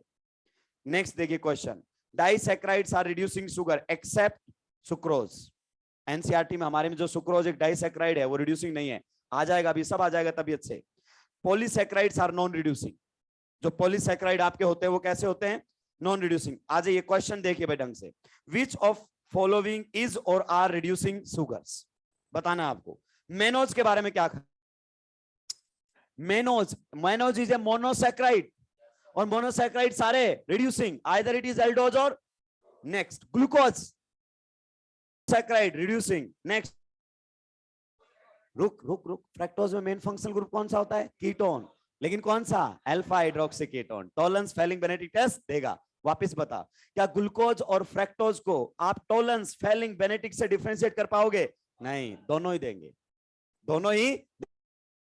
नेक्स्ट आपके सामने लिखा हुआ राइबोज, राइबोज मोनोसैकेराइड है। नेक्स्ट सुक्रोज नहीं देगा, थोड़ी देर में समझाऊंगा। लैक्टोज देगा, माल्टोज देगा, ग्लैक्टोज देगा। सुक्रोज दो बार आ गया, दोनों बार ही नहीं देगा। अब देखिए नंबर 9 पर देखिए, नंबर 9 है या 10 है? देखिए इसको, 10 स्टार, अभी अब समझाऊंगा इसमें आगे एक्सप्लेनेशन। 10 नंबर पर एनोमरिक कार्बन पहचानो जल्दी से। 10 नंबर में एनोमरिक कार्बन पहचानिए, पहचान में है? अबे बीच में या राइट में मिलेगा? राइट। OH है क्या वहां पर एनोमरिक कार्बन पर? Reducing, reducing. 11 नंबर पर चल, एनोमरिक कार्बन पहचान जल्दी से, लेफ्ट में है या राइट में ऑक्सीजन के? है क्या? OH है क्या एनोमरिक कार्बन पर? नहीं है। ये हेमी एसिटल और हेमी कीटल नहीं है, या तो एसिटल है या कीटल है, और बेसिक मीडियम उनका कुछ नहीं बिगड़ता, तो ये नॉन रिड्यूसिंग है। नंबर 12 पर चल जल्दी से, एनोमरिक कार्बन पहचान। 12 पर एनोमरिक कार्बन ऑक्सीजन के या तो लेफ्ट में या राइट में, किधर है? OH है क्या? रिड्यूसिंग। नेक्स्ट आगे बढ़, नंबर 13 पर देख, एनोमरिक कार्बन पहचान, लेफ्ट में है या राइट में? OH है क्या? नहीं है। क्या कौन है ये? एसिटल है, गौर से देखिए, नॉन रिड्यूसिंग। खत्म हो गई कहानी। फिर उसने 6 मेंबर रिंग बना के दी, क्या फर्क पड़ता है चेयर से? डर जाएंगे क्या चेयर फॉर्म से हम?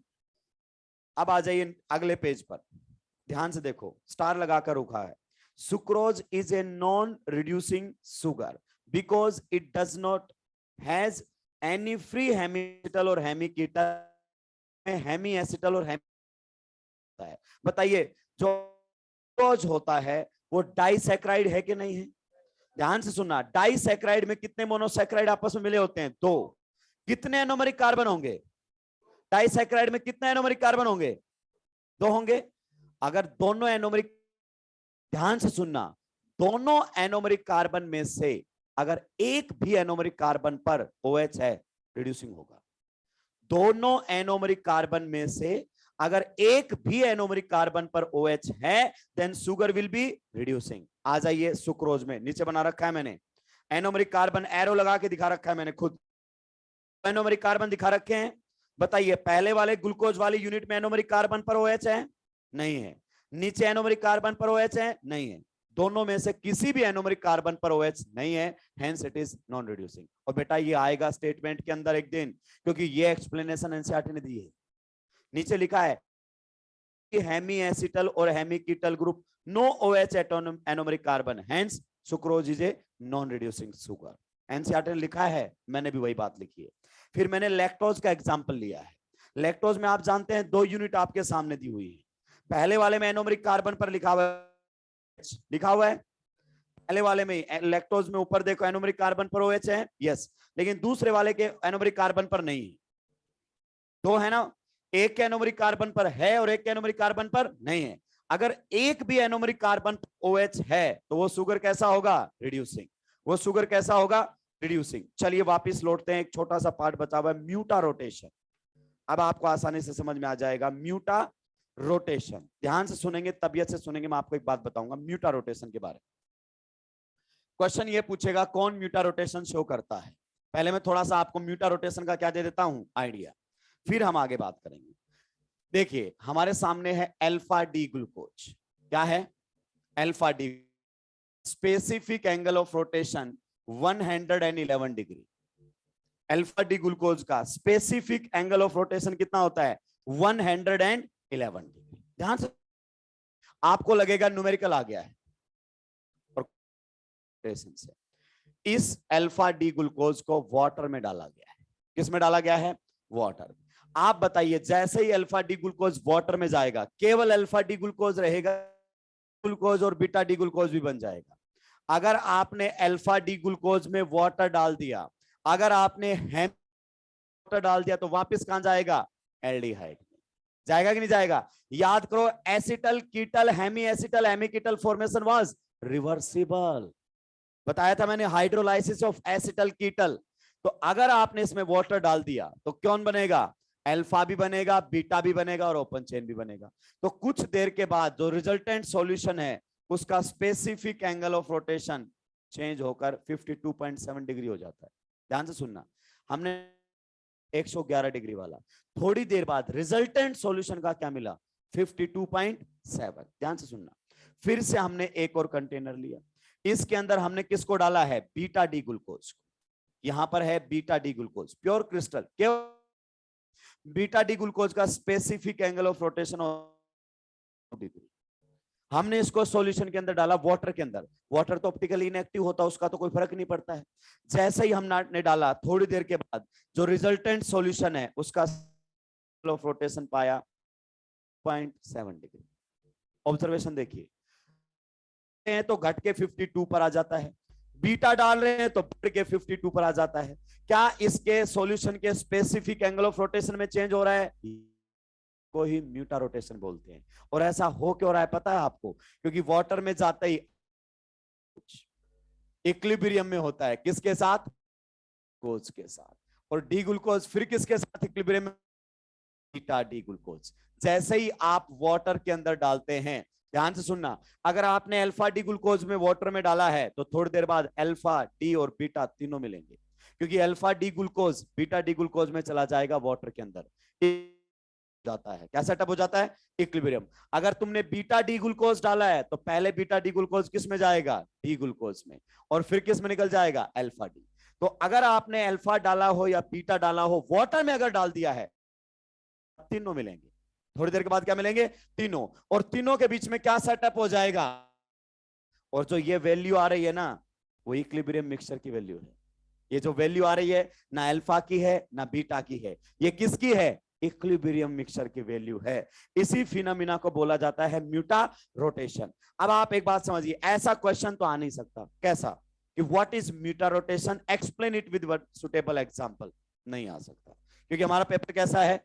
ऑब्जेक्टिव है। ऐसा भी नहीं आ सकता कि which of the following is correct definition of mutarotation. एक ही क्वेश्चन पूछ सकता है, कौन म्यूटा रोटेशन शो करेगा और कौन नहीं करेगा। और जितनी होती हैं आपके लेवल पर, सब म्यूटा रोटेशन शो करती हैं। यानी कि जो रिड्यूसिंग है वो म्यूटा, ध्यान से सुन, जो रिड्यूसिंग है वो म्यूटा रोटेशन भी शो करेगी। That's all. तो क्वेश्चन आपसे बनता है, विच of the following is reducing sugar. अगर एनोमरिक कार्बन पर OH है तो रिड्यूसिंग होगा, खत्म हो गई कहानी। और अगर एनोमरिक कार्बन पर OH है तो म्यूटा रोटेशन भी शो करेगा। यानी कि इस टाइप की फिनोमिना हो जाएगी। ये हमारे सामने था पूरा कहानी। देखिए मैंने टेस्ट जरूर लिखे हुए हैं, लेकिन एनसीईआरटी में नहीं है। डाइसैकेराइड्स आपको खुद से देखने पड़ेंगे, ग्लाइक रखनी पड़ेगी, कोई अल्टरनेट नहीं है कि भाई आपके सुक्रोज में कौन सी ग्लाइकोसाइड की लिंकेज होती है, लैक्टोज में कौन सी होती है, माल्टोज में कौन सी होती है। You have to remember it, उसका कोई ऑप्शन नहीं है। आप बायोलॉजी में पहले भी इसको बहुत तरीके से याद कर चुके हैं। अब आउट ऑफ सिलेबस एक बात दी हुई है, और वो बहुत बार आती है, ओसाजोन फॉर्मेशन। इसको मेडिकल के अंदर ओसाजोन फॉर्मेशन, ओसाजोन फॉर्मेशन, और ओसाजोन फॉर्मेशन का एनसीईआरटी में कहीं नामो निशान नहीं। नहीं आएगा, पेपर में जरूर आएगा, बायोमोलिक्यूल से क्वेश्चन आए, ओसाजोन ना पूछे हो ही नहीं सकता, क्योंकि जेई एडवांस ने पूछा हुआ। पेज नंबर ढूंढो रे, ओसाजोन फॉर्मेशन कहां लिखा है मैंने, 14 नंबर पर देखिए, ओसाजोन फॉर्मेशन। ध्यान से, अरे ये देखिए, ये हमारे सामने क्या है, एल्डिहाइड कीटोन। समझिए, पहले तो मैं समझाता हूं, बच्चे को पता ही नहीं ओसाजोन है क्या, नाम से बेचारा डर जाता है, पता नहीं क्या पूछ ले मुझसे। एल्डिहाइड कीटोन की रिएक्शन जब फिनाइल हाइड्रोजन के साथ करवाते थे, बताइए जरा क्या बनता था। This reaction was carried out in the presence of slightly acidic medium. डब्बा मैकेनिज्म याद आया, क्या बना था, ओसाजोन, सॉरी ये था फिनाइल हाइड्राजीन, फिनाइल हाइड्राजीन, और जीन से क्या बना दिया था, exactly, reaction was reversible, carried out in the presence of acidic. समझना मेरी बात को, दो ही कोडी की बात है, लेकिन एनसीईआरटी की नहीं है, लेकिन पूछेंगे जरूर, पक्का पूछेगा, जिस भी मास्टर को क्वेश्चन बनाने के लिए दिया जाता है ना, पक्का क्वेश्चन पूछता है। अब सुनना, अगर ये हमारे सामने कोई सुगर होती, आप बताइए क्या सुगर्स में सीओ ग्रुप होता है, यस, एल्डोज में भी होता है और कीटोज में भी होता है। सुगर के नाम के पीछे क्या मिलता है, मिलेगा, और प्रोडक्ट हमारे सामने क्या बनकर आता है, जीन से जोन बनता है कि नहीं बनता है, तो ओस प्लस अगर अपन मिला देते हैं जोन तो क्या बन जाता है, ओसाजोन। पहले तो इसको समझो क्या होता है ये, ओसाजोन। तो ये कुछ भी नहीं है, एल्डिहाइड कीटोन की फिनाइल हाइड्रोजन के रिएक्शन है, इसके नाम के पीछे होता है ओस, उसके नाम के पीछे होता है, तो मिलाने पर बन जाता है ओसाजोन। क्लियर। अब सुनना ध्यान से, दुनिया की कोई भी एल्डोज या कीटोज शुगर होगी, तबियत से सुनना भाई, तबियत से खत्म हो जाएगा ये, दुनिया की कोई भी एल्डिहाइड या कीटोनिक शुगर होगी, तो आप जानते हैं ना, इसके अंदर दो बातें होंगी, अगर एल्डोज होगी तो एल्डिहाइड पहले कार्बन पर मिलेगा, अगर कीटोज होगी तो कीटोन सेकंड कार्बन पर मिलेगा। नीचे कितने कार्बन है, कद्दू से फर्क नहीं पड़ता है, इन दोनों पर रिएक्शन करता है फिनाइल हाइड्रोजन। इसका मैकेनिज्म मैं डिस्कस नहीं कर सकता।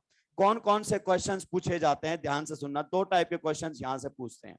सबसे पहले, अगर आप किसी मोनोसैकेराइड की रिएक्शन किसके साथ करवा रहे हो, फिनाइल हाइड्रोजन के साथ, तो बने हुए प्रोडक्ट का नाम क्या होता है, ओसाजोन।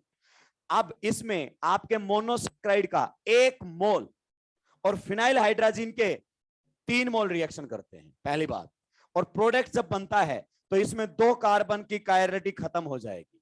अगर कार्बन नंबर 1 मोनोसैकेराइड में है, खत्म हो जाएगी, कार्बन नंबर 2 भी है, खत्म हो जाएगी, क्योंकि दोनों पर रिएक्शन हो जाती है। पहली वाली रिएक्शन भाई लोगों आपको समझ में आ जाएगी, पहली वाली रिएक्शन आपको, ध्यान से सुनना, ये तो समझ में आ जाएगी, यहां से ऑक्सीजन वहां से हाइड्रोजन, समझ में आई, कार्बन नंबर 1 पर। एग्जैक्टली ऐसे ही रिएक्शन कहां पर होती है हमारे सामने, कार्बन नंबर 2 पर। लेकिन आप बोलोगे सर कार्बन नंबर 2 वाली समझ में नहीं आई, क्यों समझ में नहीं आई, क्योंकि यहां तो OH है, CO तो है ही नहीं। अगर ये कीटोनिक शुगर हुई तो ये OH होगा, ये OH पर रिएक्शन क्यों हो रही है, वो हमारे सिलेबस में नहीं है जानने के लिए। इंपॉर्टेंट ये है कि कार्बन नंबर 2 खत्म हो जाते हैं इस रिएक्शन के अंदर। नीचे अगर कायरलिटी सेंटर है तो वो एज इट इज रहेगा। जैसे अगर ग्लूकोज की बात करें तो यहां पर कौन रहेगा, H, यहां पर हमारे सामने OH रहेगा कि नहीं रहेगा। कार्बन नंबर 1 और 2 पर ही डिफरेंट होते हैं। मेनोज पर बात कर, मेनोज और ग्लूकोज केवल 2 पर फर्क पड़ता है, और 2 की तो कायरलिटी सेंटर क्या हो जाएगा, खत्म।